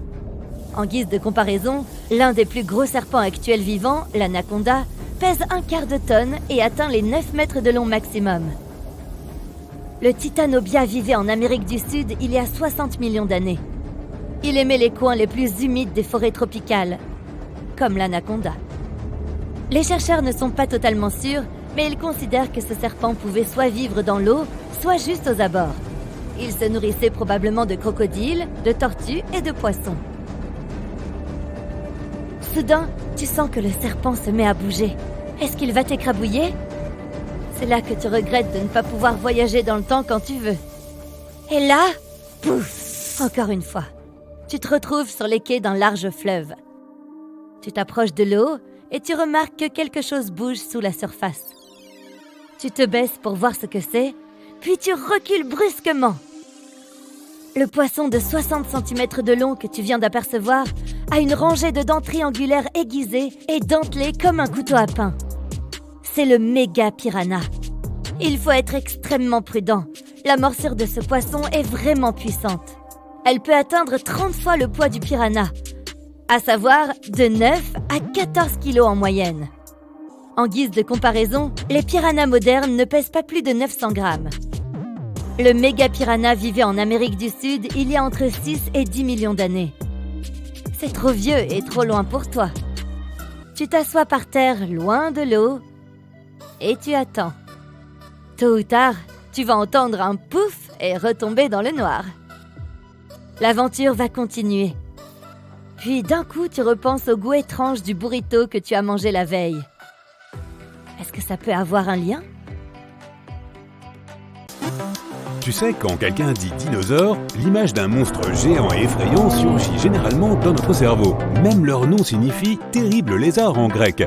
Oui, certains d'entre eux inspiraient la peur et des frissons partout où ils allaient. Mais tous les dinos qui marchaient, volaient ou nageaient n'étaient pas gigantesques. Beaucoup d'entre eux pesaient moins de 60 kg. Certains avaient même la taille de pigeons d'aujourd'hui. Souris, renards, cerfs, girafes, éléphants, baleines... Les animaux modernes ont des tailles différentes, mais sur environ 700 espèces de dinosaures connus, il y a un grand écart entre les gigantesques et les plus petits. Aucun dinosaure de taille moyenne n'a été documenté ou trouvé.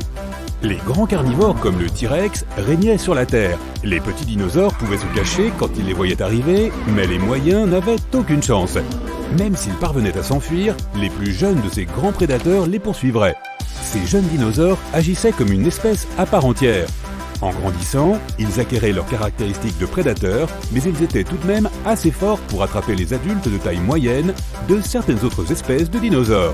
Un T-Rex adolescent, par exemple, était beaucoup plus mince que ses parents, mais il possédait déjà des dents redoutables et une queue puissante, plutôt stressante à un âge aussi précoce. Aïe!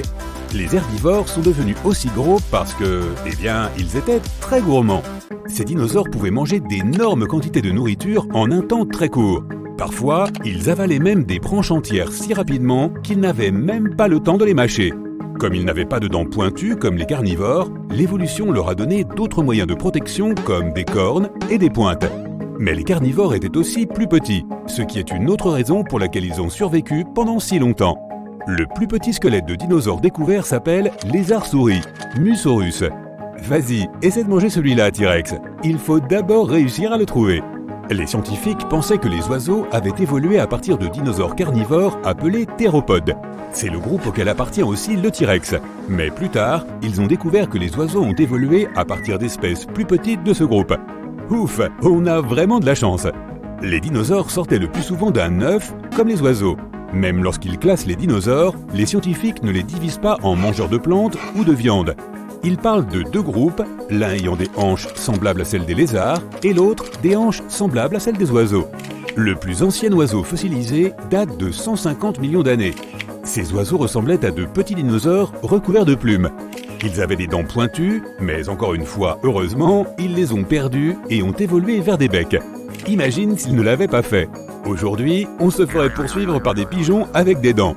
Ok, du calme mon pote, ce n'est pas si drôle. En parlant de petites créatures à plumes, T-Rex en faisait aussi partie. Oui, c'est difficile à imaginer, mais même le roi tyran des lézards n'a pas toujours été super effrayant. Au tout début, le T-Rex n'était qu'une boule touffue, grosse comme une dinde, de taille moyenne. Les jeunes étaient petits et faibles. Les prédateurs, la maladie, le manque de nourriture, toutes ces choses étaient parfois trop difficiles à combattre après être sortis de l'œuf. Ainsi, les petits T-Balls trop mignons n'avaient que 40% de chances de survivre à leur premier anniversaire. Et boum, un astéroïde a frappé la Terre. Le gros caillou spatial avait la taille du mont Everest et se déplaçait à une vitesse de 72 400 km/h. Après être entré dans la gravité de l'atmosphère terrestre, il s'est transformé en une boule de feu. Les dinosaures étaient répartis sur les 7 continents, même en Antarctique. Il est vrai que l'Antarctique n'était pas couvert de neige à l'époque et que de riches forêts poussaient sur les pôles. Non seulement les dinosaures ont disparu à ce moment-là, mais environ 75% de tous les animaux qui vivaient sur Terre.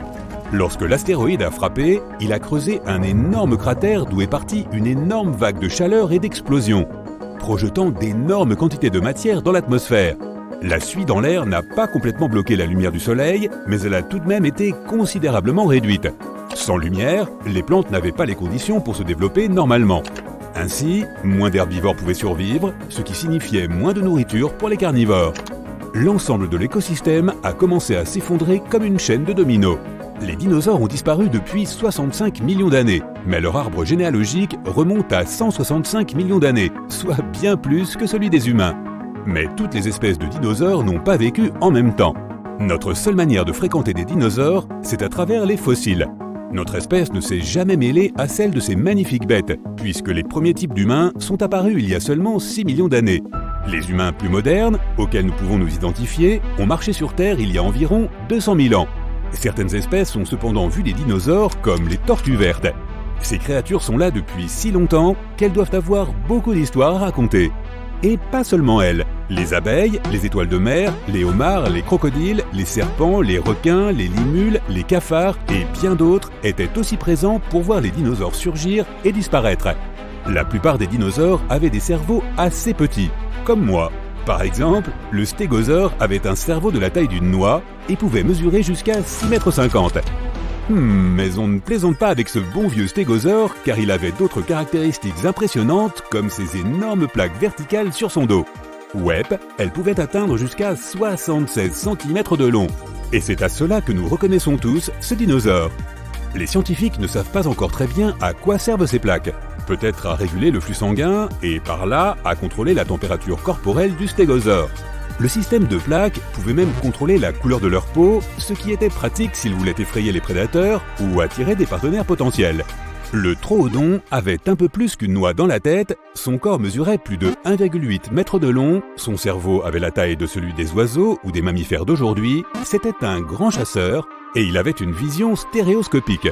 C'est aussi l'un des premiers dinosaures découverts en Amérique du Nord. Le T-Rex est le plus célèbre des dinosaures et l'un des premiers auxquels on pense quand on évoque les gros lézards. Mais il ne figurait même pas sur la liste des 15 plus gros de tout le groupe. L'Argentinosaurus était le plus grand dinosaure et le plus grand animal terrestre jamais découvert. 30 mètres de long, 75 tonnes, waouh! Celui-là faisait vraiment trembler le sol. Donc si les dinosaures étaient encore vivants à notre époque et que tu étais au 6e étage en train de regarder la télé et de te détendre et que soudain tu voyais une tête qui te regardait à travers la fenêtre, ouais, ce serait l'Argentinosaurus. Ce ne serait pas un gros problème puisque ce géant était végétarien. Il attendrait donc probablement que tu lui jettes des fruits ou des légumes de ton réfrigérateur. Maintenant, compte tenu de sa taille, il faudrait que tu aies environ 680 à 900 kg de plantes. Mais bien sûr, quelle bagatelle, qui n'a pas ça dans son frigo? Le plésiosaure était un reptile marin qui vivait à l'époque des dinosaures et s'est éteint presque en même temps qu'eux. Je pense que je préférerais affronter T-Rex que celui-ci. Les dinosaures ont régné sur la Terre, là où tu peux au moins t'abriter, j'imagine. Mais le plésiosaure, lui, régnait sur les eaux et tu n'avais aucun endroit où te cacher. Ce géant se propulsait dans l'eau avec ses nageoires en forme de pagaie extrêmement fortes. Elles déplaçaient l'animal de haut en bas, un peu comme des ailes d'oiseau. Donc, si nous devions établir un classement, celui-ci, Suzusaurus, figurerait parmi les plus bizarres du groupe des dinosaures. Il ressemblait à un énorme rat avec un corps très poilu. Son apparence laisse suggérer qu'il pourrait être apparenté aux paresseux terrestres de nos jours. Pendant longtemps, les scientifiques ont pensé que les dinosaures avaient le sang froid comme les lézards, les serpents et autres reptiles. Plus tard, une autre recherche a été menée et il s'est avéré qu'ils étaient plutôt des animaux à sang chaud, quelque chose comme les mammifères. En 2014, les scientifiques ont finalement décidé que les dinosaures étaient principalement mésothermes. Cela signifie qu'ils étaient quelque part entre les deux. Les scientifiques étudient les fossiles découverts dans d'anciennes roches pour savoir quand un animal a vécu et comment il se comportait. La plupart des fossiles trouvés proviennent de dinosaures qui vivaient près de l'eau, l'eau a recouvert leurs restes de boue et les a gardés profondément enterrés. Peu de fossiles ont été trouvés dans les montagnes ou dans les jungles. Même avant les dinosaures, il y avait des reptiles plutôt effrayants. Des lézards, archosaures, des reptiles qui ressemblaient à des mammifères, thérapsidés et des pélicosaures. Environ 20 millions d'années après leur apparition et leur évolution, les dinosaures abritaient encore l'un des reptiles les plus dangereux, le crocodile préhistorique.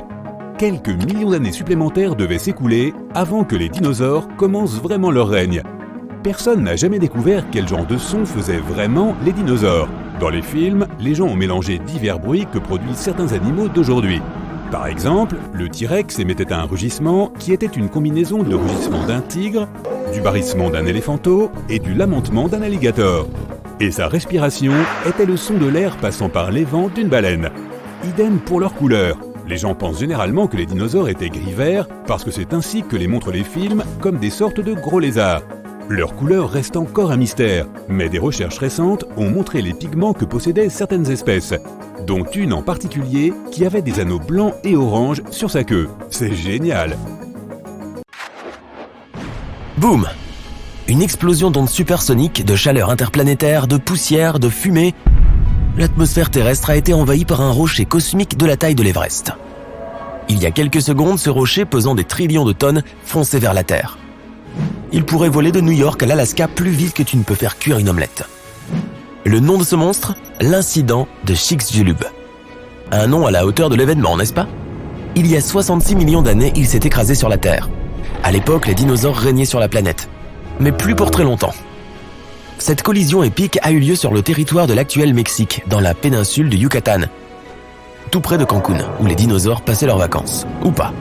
Toujours est-il que l'énorme roche spatiale a frappé l'océan. Mais même l'énorme volume d'eau n'a pas pu empêcher l'inévitable. La collision a provoqué la libération d'une énorme quantité d'énergie. L'horreur à l'échelle planétaire avait commencé. Imagine un mini-soleil embrassant la surface de la Terre, avec des tsunamis de la hauteur de la Statue de la Liberté jaillissant de l'épicentre de l'impact. Pas génial. L'explosion a soufflé à travers la surface de la Terre. Elle était aussi chaude qu'un four et a tout brûlé sur son passage. L'impact a provoqué un tremblement de terre colossal et une activité volcanique intense. Un tas de volcans ont simultanément libéré de la lave chaude et des cendres dans les cieux préhistoriques. Des millions de tonnes de cendres et de suie ont empoisonné l'air. Cela a formé un énorme nuage dans l'atmosphère qui a bloqué les rayons du soleil pendant plusieurs années. L'hiver le plus long avait commencé, seulement ce n'était pas de la neige qui tombait du ciel, mais de la pluie faite d'acide sulfurique. Oui, l'incident de Chicxulub pourrait bien être la chose la plus importante qui soit arrivée dans l'histoire de notre planète. Plus importante que YouTube. À l'époque, il y avait beaucoup d'éruptions volcaniques, beaucoup d'oxygène inflammable dans l'atmosphère, des changements de température constants. C'était le moment idéal ou le pire pour que tout cela se produise. Mais comment pouvons-nous être si sûrs de tout cela? L'astéroïde a creusé un cratère absolument énorme sur la surface de la planète. Aujourd'hui, cette cicatrice est cachée sous le golfe du Mexique. Les scientifiques ont trouvé beaucoup d'endroits sur Terre avec des niveaux anormalement élevés d'iridium. Ce métal est très rare sur Terre, mais il se trouve dans beaucoup d'astéroïdes que les scientifiques ont examinés.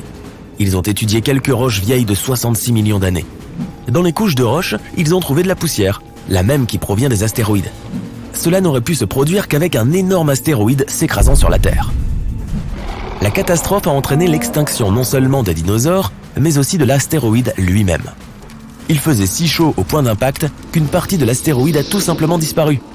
Une grande quantité de vapeur d'eau et de dioxyde de carbone a été projetée dans l'atmosphère. Mais le plus gros problème? Le soufre. Il a été soulevé par l'impact de l'astéroïde et s'est envolé dans les airs. Ces minuscules particules de soufre ont bloqué une grande partie des rayons du soleil. Sans le soleil, beaucoup de plantes ont disparu et le climat a fini par se refroidir. L'immense chaleur a transformé les pierres en verre. Les scientifiques appellent ces choses des tectites. L'énergie de l'impact les a projetées dans les cieux. Après un court vol, les tectites sont retombées sur Terre. Et ce n'était pas beau à voir. La pluie est tombée aussi. Seulement au lieu de gouttes d'eau, tu aurais vu des boules de feu vitreuses et chaudes. Elles ont bombardé la surface de la planète pendant des jours. Les tectites ont mis le feu à tout. Les scientifiques en ont trouvé des preuves dans le monde entier, pas seulement près de la zone de la collision. Mais beaucoup de choses de cette époque sont encore un mystère. Certains scientifiques pensent que Chicxulub n'était même pas un astéroïde, mais peut-être une comète. Les astéroïdes sont principalement faits de pierre et de métal. Le plus souvent, ils ressemblent à une pomme de terre. Une comète contient de la pierre, du métal et de la glace. Les comètes ressemblent à des flocons de neige cosmiques sales, avec de l'ammoniac, du méthane et du dioxyde de carbone. Les comètes proviennent parfois du nuage de Oort. C'est un énorme nuage de glace et de débris qui orbite autour de notre système solaire. De temps en temps, les comètes se libèrent de l'amas et se dirigent vers notre Soleil. Selon les scientifiques, cette comète particulière est passée juste à côté de Jupiter. La gravité de la géante gazeuse a encore accéléré la comète. Elle a volé vers le Soleil, en prenant de plus en plus de vitesse. La couche de glace extérieure de la comète a commencé à s'évaporer et elle a probablement dégagé beaucoup de poussière et de gaz, ce qui a donné l'impression qu'elle avait une queue.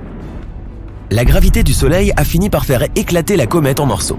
L'un des fragments a volé dans l'espace et s'est écrasé sur la Terre, il y a 66 millions d'années. Alors, astéroïde ou comète? La vérité est que nous ne le saurons jamais. Ce que nous savons, c'est que la Terre a eu la malchance de se trouver sur sa trajectoire et qu'elle n'a plus jamais été la même. La catastrophe a stoppé le développement de 75% de la vie sur Terre. Toutefois, certains grands animaux marins comme les crocodiles, les tortues et les poissons ont survécu à l'impact.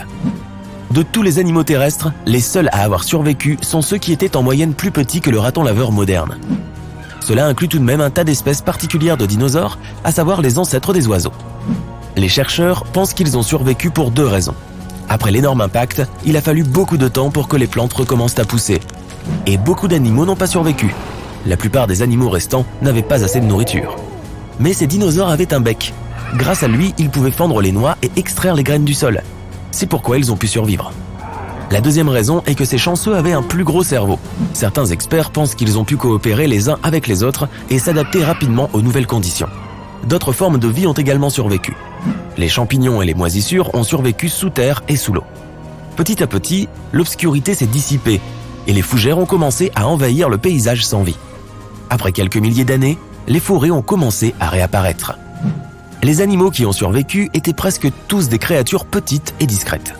Ils vivaient dans des terriers, à l'abri de toute cette cendre chaude. Avant la collision, les mammifères avaient vécu dans l'ombre des dinosaures. Mais avec la disparition soudaine de tous les dinosaures, les choses étaient sur le point de changer. Les mammifères ont pu prendre le pouvoir. Ils ont commencé à dominer la vie, du moins sur Terre. Mais revenons au moment où tout a changé. Il s'avère que ce n'est pas la taille de l'astéroïde qui l'a rendu si puissant, mais plutôt l'angle sous lequel il a frappé la Terre. Si l'angle d'impact avait été différent, les dinosaures auraient peut-être même survécu à la catastrophe. Alors, à quoi cela aurait-il ressemblé? Voyageons en arrière, très loin en arrière. Oh non, un astéroïde géant se dirige vers la Terre. Ah, attends, ça n'a pas l'air si grave. Il a raté son coup. Ouf. Il y a beaucoup de tremblements de terre, de tsunamis et d'éruptions volcaniques chaque jour. Mais les dinosaures ne s'en soucient pas tant que ça. Avançons de quelques millions d'années, et la plupart de ces anciens lézards ont changé d'apparence et sont maintenant méconnaissables. À cause de plusieurs périodes glaciaires, de nombreux dinosaures sont maintenant totalement recouverts de plumes pour se protéger du froid. Les mammifères existent, mais ils sont peu nombreux. Tu vois beaucoup de chauves-souris dans les grottes.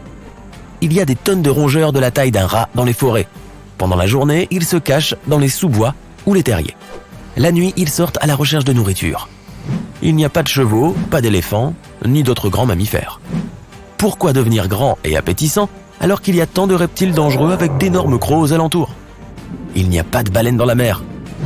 On ne voit nulle part de perroquets, de faucons et de pigeons. Mais les ptérodactyles 2.0 passent constamment devant toi en sifflant. Certains ont la taille d'un hélicoptère, tandis que d'autres ne sont pas plus grands qu'un cygne. Il y a beaucoup de primates, mais ils ne sont pas pressés de descendre de leurs arbres et de marcher sur deux jambes. Pas d'aventure dans la savane, pas d'évolution vers l'Homo sapiens. Dans cette réalité alternative, les espaces ouverts sont très dangereux. Mais les forêts et les arbres le sont aussi. Aucun endroit n'est vraiment sans danger. Pour déguster de délicieux primates, de nombreux petits dinosaures ont appris à grimper aux arbres. Cela se passait déjà à l'époque du Crétacé, juste avant que cet énorme astéroïde ne manque la Terre. Ouf, cela aurait été une collision épique. Les dinosaures sont devenus plus sages depuis cette collision évitée de justesse. Certains sont même aussi intelligents qu'un poulet moderne. Un gros cerveau consomme beaucoup d'énergie, et ce n'est pas toujours une bonne stratégie de survie. Il est plus sûr de limiter la taille du cerveau et de continuer à fabriquer des dents plus grandes et plus pointues. Ton vaisseau spatial vole à travers l'espace à 99,9% de la vitesse de la lumière. Les étoiles se transforment en traînées brillantes. L'espace infini s'est rétréci en un tunnel. Un flash lumineux apparaît devant toi et... boum! Le vaisseau spatial est éjecté du tunnel comme un bouchon d'une bouteille. Tu vois l'ancienne planète Terre. L'ordinateur t'indique que tu es revenu 70 millions d'années en arrière. Tu es un paléontologue du futur qui a voyagé dans le temps dans un seul but. Voir de tes propres yeux le dinosaure le plus méconnu de l'histoire. Tu es descendu sur Terre et tu te promènes dans la jungle. Soudain, tu entends un puissant rugissement. Un dinosaure sort des arbres. Il fait plus de 2 fois ta taille et pèse autant que 4 voitures. Les scientifiques n'ont trouvé que 2 énormes bras restants de ce dinosaure. Pendant 60 ans, le Deinocheirus a été un grand mystère de la paléontologie. Désormais, nous pouvons voir cette créature dans son intégralité. Ils ont réussi à trouver un ensemble complet de fossiles en Mongolie. Traduit du latin, le nom de ce dinosaure signifie « terrible main ». Apparemment, il n'était pas très doué pour le poker. Deinocheirus est un cocktail animal que la nature a préparé pour te faire à la fois hurler et rire. Examinons-le du point de vue de l'évolution. Tout d'abord, prenons le T-Rex. Deinocheirus et le roi des dinosaures ont à peu près la même taille. Du T-Rex, nous ne garderons que les puissantes pattes arrière et la longue queue. Au lieu des petits membres antérieurs, nous ajouterons de puissants bras de 2,4 mètres de long. Et n'oublions pas les doigts munis de griffes acérées comme des rasoirs. chaque griffe est aussi longue qu'un couteau de cuisine. Ensuite, ajoutons une bosse comme celle d'un chameau, un cou comme celui d'une autruche et une tête de cheval. Et au lieu d'une bouche dentée, mettons un bec de canard. Maintenant, notre Deinocheirus est prêt. Il a aussi des griffes longues et pointues au bout de ses pieds plats. Ses larges semelles l'aidaient à marcher au fond des rivières et à ne pas s'enfoncer dans le limon. La plupart des scientifiques pensent qu'il était aussi couvert de plumes. Les plantes étaient le plat principal du régime de ce dinosaure, et pour digérer la nourriture végétale, Deinocheirus avalait des pierres. De nombreux oiseaux modernes font de même. Des pierres dans l'estomac broient les fibres végétales coriaces. Dans l'un des Deinocheirus, les scientifiques en ont trouvé pas moins de 1400. Oui, ce dinosaure avait un énorme ventre, ce qui le ralentissait beaucoup. En vertu de sa taille, Deinocheirus avait une espérance de vie élevée, 75 à 300 ans environ. Dans un morceau d'ambre vieux de 100 millions d'années, on a trouvé des os étranges. Ils appartiennent aux plus petits dinosaures connus de toute la science. Prends 2 billets de banque dans ton portefeuille. Ce dinosaure pesait à peu près le même poids. Il avait la taille d'un colibri moderne. Les scientifiques ne savent pas à quoi ce minuscule dinosaure ressemblait le plus, un lézard ou un oiseau. Mais ils sont presque sûrs qu'il pouvait voler et qu'il chassait des insectes. Ses plus de 100 dents pointues le confirment. Que se passe-t-il lorsque tu croises un poulet et un crocodile ? Tu obtiens un vilain dinosaure du nom de Hesperonychus. Il était petit, mais plutôt féroce. Il vivait en Amérique du Nord et chassait probablement des mammifères. Il ne pesait que 2 kilos et était couvert de plumes comme un poulet. Si le paresseux était un dinosaure, il ressemblerait au lézard de Suzhou. Ce dernier se déplaçait sur 2 jambes, était aussi grand qu'une girafe moderne, mais pesait 3 fois plus. Le lézard de Suzhou avait des plumes sur le corps et son long cou l'aidait à regarder dans toutes les directions. Dans l'ensemble, la queue de ce dinosaure le faisait ressembler à un rat géant sur 2 pattes. Lorsque les scientifiques ont vu pour la première fois les fossiles de cet animal, ils n'ont pas cru qu'il était réel. Le Halscaraptor ressemble à un hybride entre un vélociraptor et une autruche, mais ce dinosaure avait la taille d'une noix. Les solides membres postérieurs de la créature confirment qu'il pouvait marcher sur la terre ferme. Le dinosaure chassait des poissons, plongeant sous l'eau pour trouver ses proies.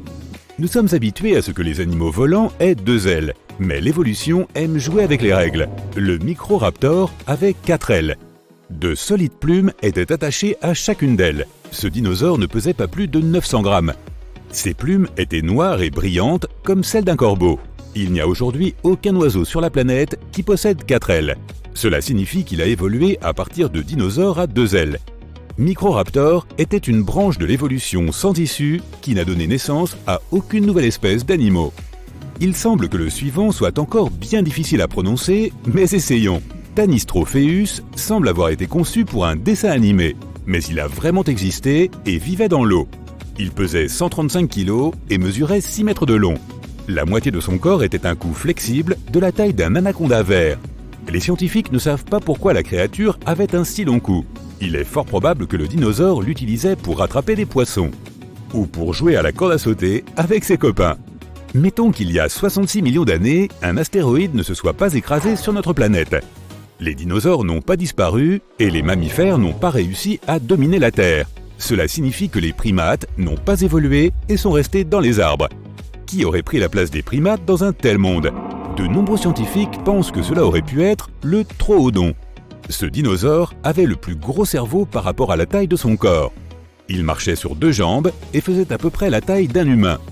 Hypothétiquement, Troodon aurait pu évoluer et devenir aussi intelligent que nous, les humains, le sommes aujourd'hui.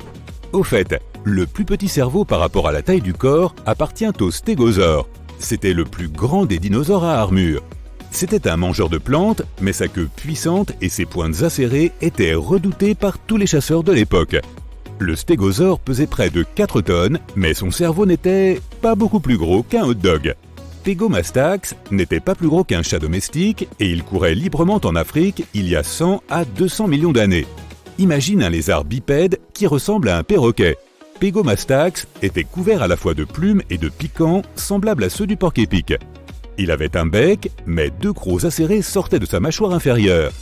Pourtant, l'apparence effrayante de la créature est trompeuse. Le dinosaure courait vite et pouvait mordre fort, mais c'était tout de même un paisible mangeur de plantes.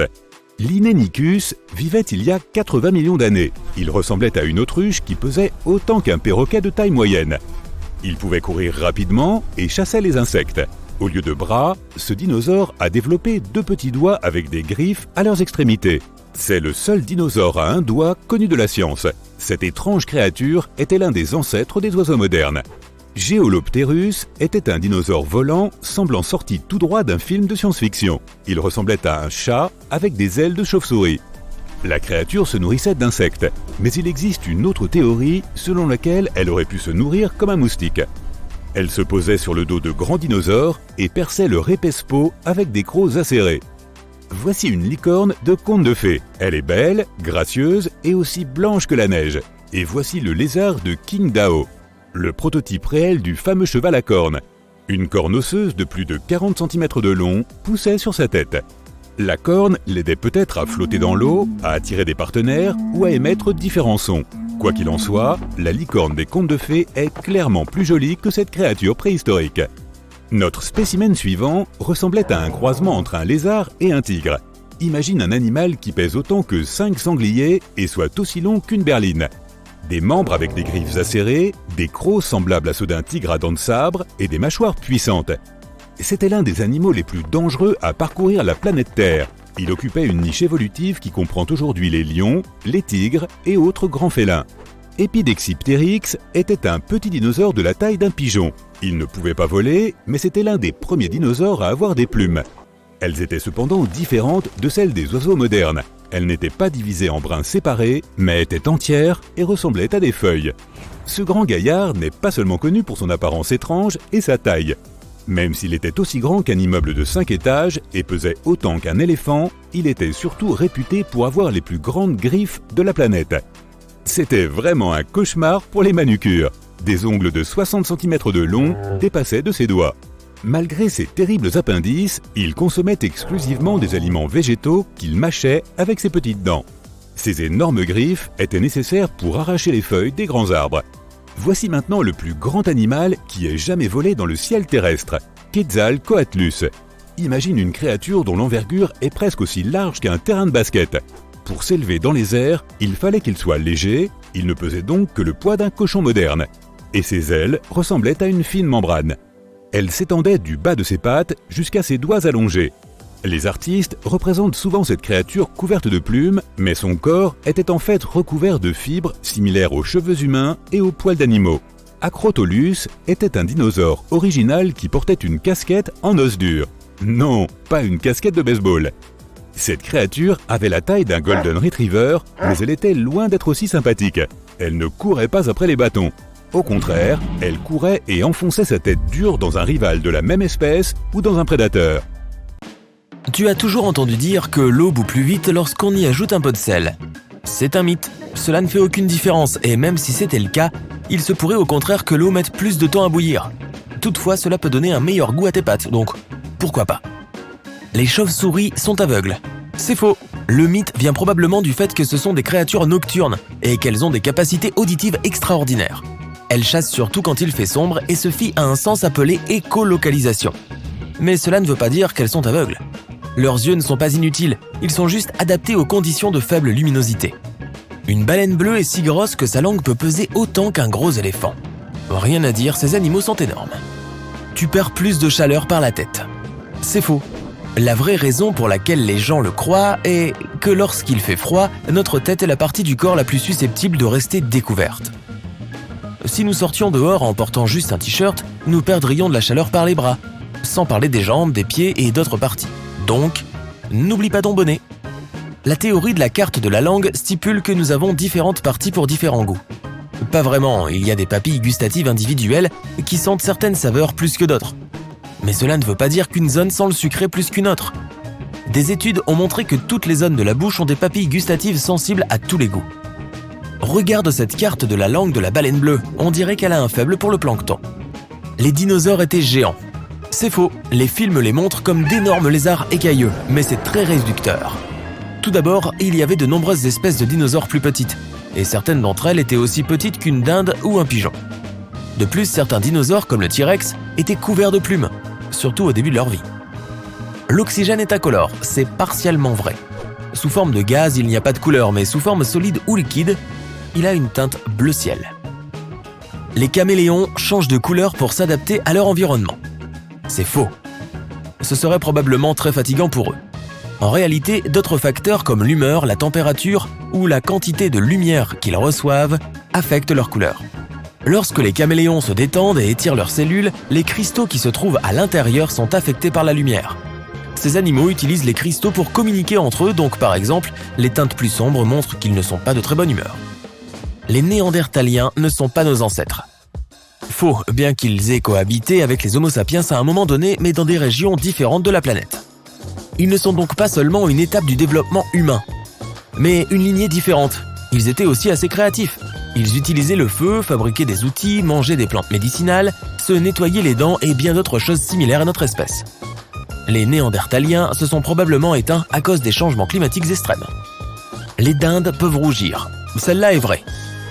Elles sont comme nous sur ce point. Lorsqu'elles sont en colère, excitées ou même mal à l'aise, la peau de leur cou et de leur tête devient rouge. Contrairement à ce que leur nom indique, les trous noirs ne sont pas vraiment des trous. Ce sont des objets très denses qui exercent une attraction gravitationnelle extrêmement forte. Les flamants roses sont des animaux super cool. Et ils plient leurs jambes au niveau du genou. C'est faux. En réalité, ils les plient au niveau des chevilles. Car les genoux sont plus proches du corps et sont recouverts de plumes. Les pommes de supermarché sont fraîches. Pas tout à fait. En fait, elles peuvent avoir jusqu'à 1 an, puisqu'elles sont souvent cueillies entre août et novembre. Après cela, elles sont recouvertes de cire et séchées à l'air chaud. Enfin, elles sont envoyées en chambre froide et après 6 à 12 mois, on les trouve dans les rayons des supermarchés. L'eau en bouteille a une date d'expiration. C'est vrai. Mais cela ne signifie pas que c'est l'eau qui expire. C'est la bouteille. Le plastique commence à se diluer dans l'eau et des substances chimiques indésirables apparaissent. L'invention du sachet de thé n'était pas vraiment prévue. Vrai. Au début du XXe siècle, Thomas Sullivan a rempli des petits sachets en soie avec des échantillons de feuilles de thé et les a envoyés à ses clients. L'idée était de les ouvrir et de jeter les feuilles de thé dans l'eau chaude. De nombreux clients pensaient qu'ils étaient censés mettre ces sachets directement dans la théière sans les ouvrir. Le sachet de thé a subi depuis quelques améliorations. Il a reçu une ficelle et une étiquette en papier au bout. Et c'est ainsi que cette invention géniale est née. La foudre ne frappe jamais 2 fois au même endroit. C'est faux. L'Empire State Building a un jour été frappé 8 fois en seulement 24 minutes. Il y avait un orage terrible et rien ne peut généralement éloigner la foudre de l'endroit qui a été frappé. Si un lieu frappé présente des caractéristiques qui ont attiré la foudre en premier lieu, comme la forme du terrain, l'eau stagnante ou la hauteur, il peut l'attirer à nouveau. Tu as tellement envie d'ADN dans ton corps que tu pourrais l'étirer sur une distance du Soleil à Pluton pour un aller-retour. C'est vrai. Et pas seulement une fois, mais pas moins de 17 fois. Mais bien sûr, tu ne seras plus vraiment le même après avoir fait ça. Les crocodiles sont l'une des espèces les plus anciennes du monde. Ils existent depuis 200 millions d'années déjà. Les opossums dorment en se pendant par la queue. On peut voir ça dans les dessins animés et sur certaines photos, mais en général, ils ne le font pas. Leur queue est effectivement très puissante, ce qui fait que ces animaux peuvent s'agripper à des branches et porter leur poids, mais seulement pendant de courtes périodes. Les adultes sont vraiment trop lourds pour rester dans cette position pendant trop longtemps, si bien qu'ils ne se reposeraient pas beaucoup. Les poissons rouges ont une mémoire de 3 secondes. C'est faux. Ces poissons colorés sont en fait très intelligents. Une étude a montré que les poissons rouges pouvaient faire la différence entre 2 chansons classiques. Ils n'apprennent pas très vite, c'est vrai, mais après plus de 100 séances, ils y sont parvenus. Ce qui ne serait pas possible si leur mémoire ne durait que 3 secondes. Un certain type de salamandre, tu n'as qu'à lire tout ça tout seul, peut étendre sa langue sur la moitié de la longueur de son corps en seulement 7 millisecondes. Vrai. C'est 50 fois plus rapide qu'un clignement d'œil. On peut faire plusieurs tâches à la fois. C'est faux. Consulter ses emails, parler au téléphone, cuisiner, il semblerait que faire plusieurs choses en même temps permet de gagner du temps. Mais les recherches montrent que le multitâche n'est pas tout à fait possible. Notre cerveau est câblé pour faire une chose à la fois, et lorsque nous pensons en faire plusieurs, il s'agit plutôt de changer rapidement de tâche. Ce qui peut finir par prendre plus de temps au lieu de nous en faire gagner et réduire notre capacité d'attention. La Terre n'est pas la seule planète avec de l'eau. La NASA a découvert que Jupiter abritait un océan contenant 2 fois plus d'eau que notre planète. Il se trouve juste sous une couche de glace. Même Mars a de l'eau liquide. Il semble que la Terre soit ronde, mais l'est-elle vraiment ? Techniquement, elle a des pôles aplatis, ainsi qu'un renflement à l'équateur, si bien qu'elle a plutôt la forme d'un ellipsoïde. Les zombies existent vraiment. Vrai. D'accord, les humains ne peuvent pas se transformer en zombies comme on le voit dans les films, mais le règne animal a ses zombies. Par exemple, il existe un type de champignon qui prend le contrôle des fourmis en répandant des produits chimiques spécifiques dans leur cerveau. Cela pousse la fourmi à quitter sa colonie pour chercher un endroit où ce champignon veut vivre. La plus grande chute d'eau du monde se trouve sous l'océan. Vrai, elle est située dans la mer du Nord. L'eau de mer froide est plus dense que la chute d'eau tiède. Et la cascade fait presque 3 km de haut. La plus petite guêpe du monde n'est pas plus grande qu'une amibe. Vrai. Cette guêpe possède les mêmes parties du corps que les autres insectes, comme les yeux, les ailes, le cerveau, les pattes et bien plus encore. Mais elle ne mesure que 0,02 mm de long, ce qui, dans la plupart des cas, la rend plus petite que les organismes unicellulaires, également appelés amibes. La neige ne peut être que blanche. C'est faux, et on ne parle pas de la neige près des bouches à incendie. Par exemple, il existe des montagnes dont la neige est rose, comme la Sierra Nevada en Californie. Sa couleur est causée par un certain type d'algue qui y vit. Aurora borealis a une sœur. Vrai, elle s'appelle Aurora australis. Et tu peux la voir dans l'hémisphère sud. Le meilleur moment pour la voir est l'hiver austral. Plus de 99% des atomes sont constitués de vide. Vrai. Si on rassemblait toutes les personnes du monde et qu'on enlevait tout l'espace vide entre leurs atomes, la population de la Terre tiendrait dans le volume d'une orange. Les dauphins communiquent et s'appellent par leur nom. Vrai. Ils utilisent des sifflements vocaux spécifiques pour s'identifier les uns les autres. L'eau des toilettes tourne dans des sens opposés dans les deux hémisphères. C'est faux. Le sens est le même, que les toilettes se trouvent en Australie ou en France. Un escargot peut faire une sieste assez longue. C'est vrai, certains spécimens peuvent dormir pendant environ 3 ans d'affilée. Les requins peuvent détecter une toute petite goutte de sang à des kilomètres à la ronde. Pas tout à fait.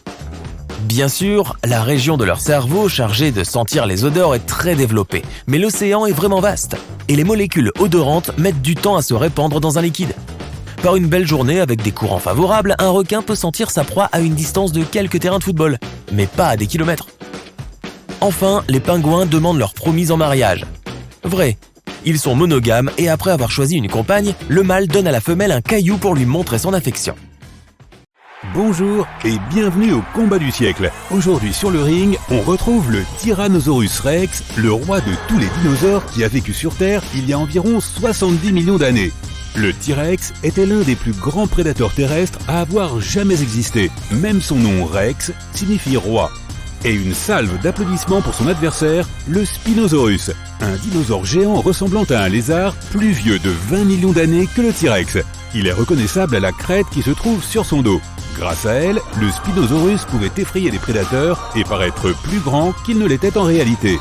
Et avec cette crête et cette queue, c'était l'un des rares dinosaures qui pouvaient nager. Nous aurons 5 rounds plus un round bonus. Les challengers remporteront 1 point pour chaque round. Et ensuite, ils monteront sur le ring pour un combat final. Le premier round est celui de la taille. Le plus grand des T-Rex était Scotty. Ses jambes seules étaient plus hautes qu'un panier de basket. Et si le T-Rex redressait son dos, il était plus grand qu'un immeuble de 4 étages ou que le plus haut plongeoir des Jeux Olympiques. C'est la taille de presque 7 adultes. Ses pieds laissaient des empreintes sur le sol de la taille d'un gros chien. Et bien que ses membres antérieurs n'aient mesuré que 1,5 m de long, le T-Rex restait le dinosaure le plus dangereux de son temps. Le Spinosaurus marchait et courait en se penchant vers le sol. Il était plus long qu'un bus scolaire.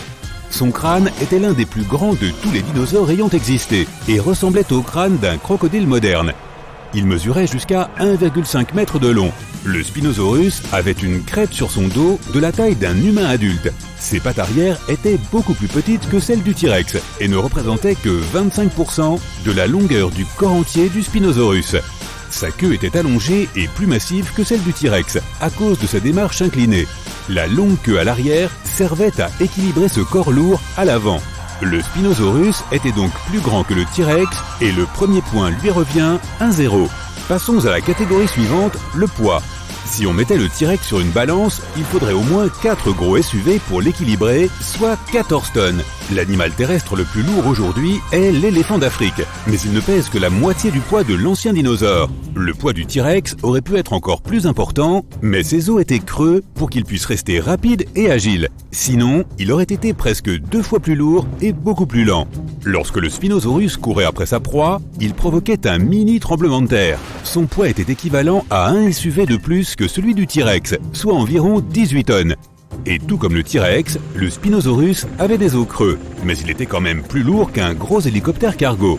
Donc à l'issue de ce round, le Spinosaurus gagne encore et le score est maintenant de 2-0. Le prochain round est celui de l'agilité. La vitesse maximale du Spinosaurus était d'environ 33 km/h. En général, les chiens d'aujourd'hui peuvent courir à cette vitesse. L'homme le plus rapide du monde, Usain Bolt, peut atteindre une vitesse de 43 km/h. Le Spinosaurus pourrait donc le rattraper sur une longue distance, mais il était aussi l'un des rares dinosaures à savoir nager. Cela lui donnait la possibilité de manger des poissons ainsi que les ancêtres des raies modernes. Et si le Spinosaurus était acculé par d'autres prédateurs, il pouvait toujours s'échapper et se cacher dans l'eau. Quant au T-Rex, il ne pouvait marcher dans l'eau qu'aussi profondément que ses pattes le permettaient. Les scientifiques ne sont pas d'accord sur la vitesse à laquelle le T-Rex pouvait courir. Certains disent que sa vitesse était de 17 km/h. Dans ce cas, Usain Bolt aurait facilement pu lui échapper en courant. Une autre estimation est de 72 km/h. À cette vitesse, le T-Rex aurait pu aller de New York à Philadelphie en 2 heures environ, soit aussi rapidement qu'une voiture moderne. Si tu croisais un T-Rex dans une Jeep de safari, il y a de fortes chances que tu n'y échappes pas. De plus, le T-Rex était très agile. Il utilisait sa queue pour garder son équilibre et en tournant sa queue, il pouvait changer de direction très rapidement. Pour cette vitesse et cette agilité, le T-Rex obtient son premier point théorique 2-1 en faveur du Spinosaurus. Et nous passons au round suivant, la stratégie.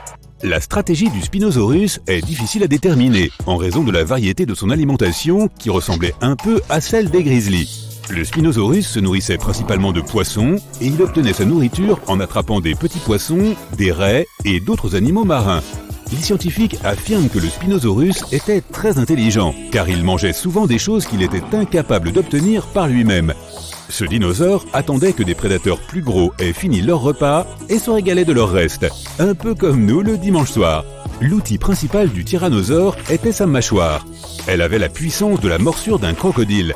Cela signifie qu'elle pouvait facilement briser même de très gros os. Et même assis dans une voiture, tu n'aurais pas été en sécurité. La force de sa morsure était suffisante pour tordre le métal. La deuxième technique du T-Rex était celle du bélier. Imagine un gros camion qui te fonce dessus à grande vitesse. Un tel bélier pouvait démolir même un mur de briques. En plus de cela, il avait des membres puissants et une queue agile. Il les utilisait pour faire tomber ses adversaires et les maintenir immobiles au sol. Ainsi, le T-Rex était un combattant plus violent et plus complet. Il obtient 1 point pour cela et le score est à égalité 2-2. Et maintenant, c'est l'heure du round bonus, le choix du public. Pendant ce temps, les dinosaures font une petite pause. Le T-Rex est une véritable star de la pop culture. Tu l'as peut-être déjà vu dans des films, des jeux et dernièrement des mèmes. Un jour, le visage du T-Rex s'est même retrouvé sur des timbres-poste. Et le fossile le plus célèbre du monde est bien sûr le squelette de T-Rex du Musée américain d'histoire naturelle. Mais une telle popularité a entraîné de nombreux mythes à son sujet. En réalité, le T-Rex pouvait très bien distinguer des objets, même immobiles. Tu n'aurais pas pu lui échapper en restant sans bouger. De plus, sa vue était 13 fois meilleure que celle d'un humain, et son odorat était excellent. Il pouvait te suivre à la trace comme un chien de chasse. Contrairement au T-Rex, le Spinosaurus n'est une star ni de cinéma ni de musée. Aujourd'hui, il n'y a pas de squelette complet appartenant à ce dinosaure. Les scientifiques sont à la recherche de fossiles du Spinosaurus.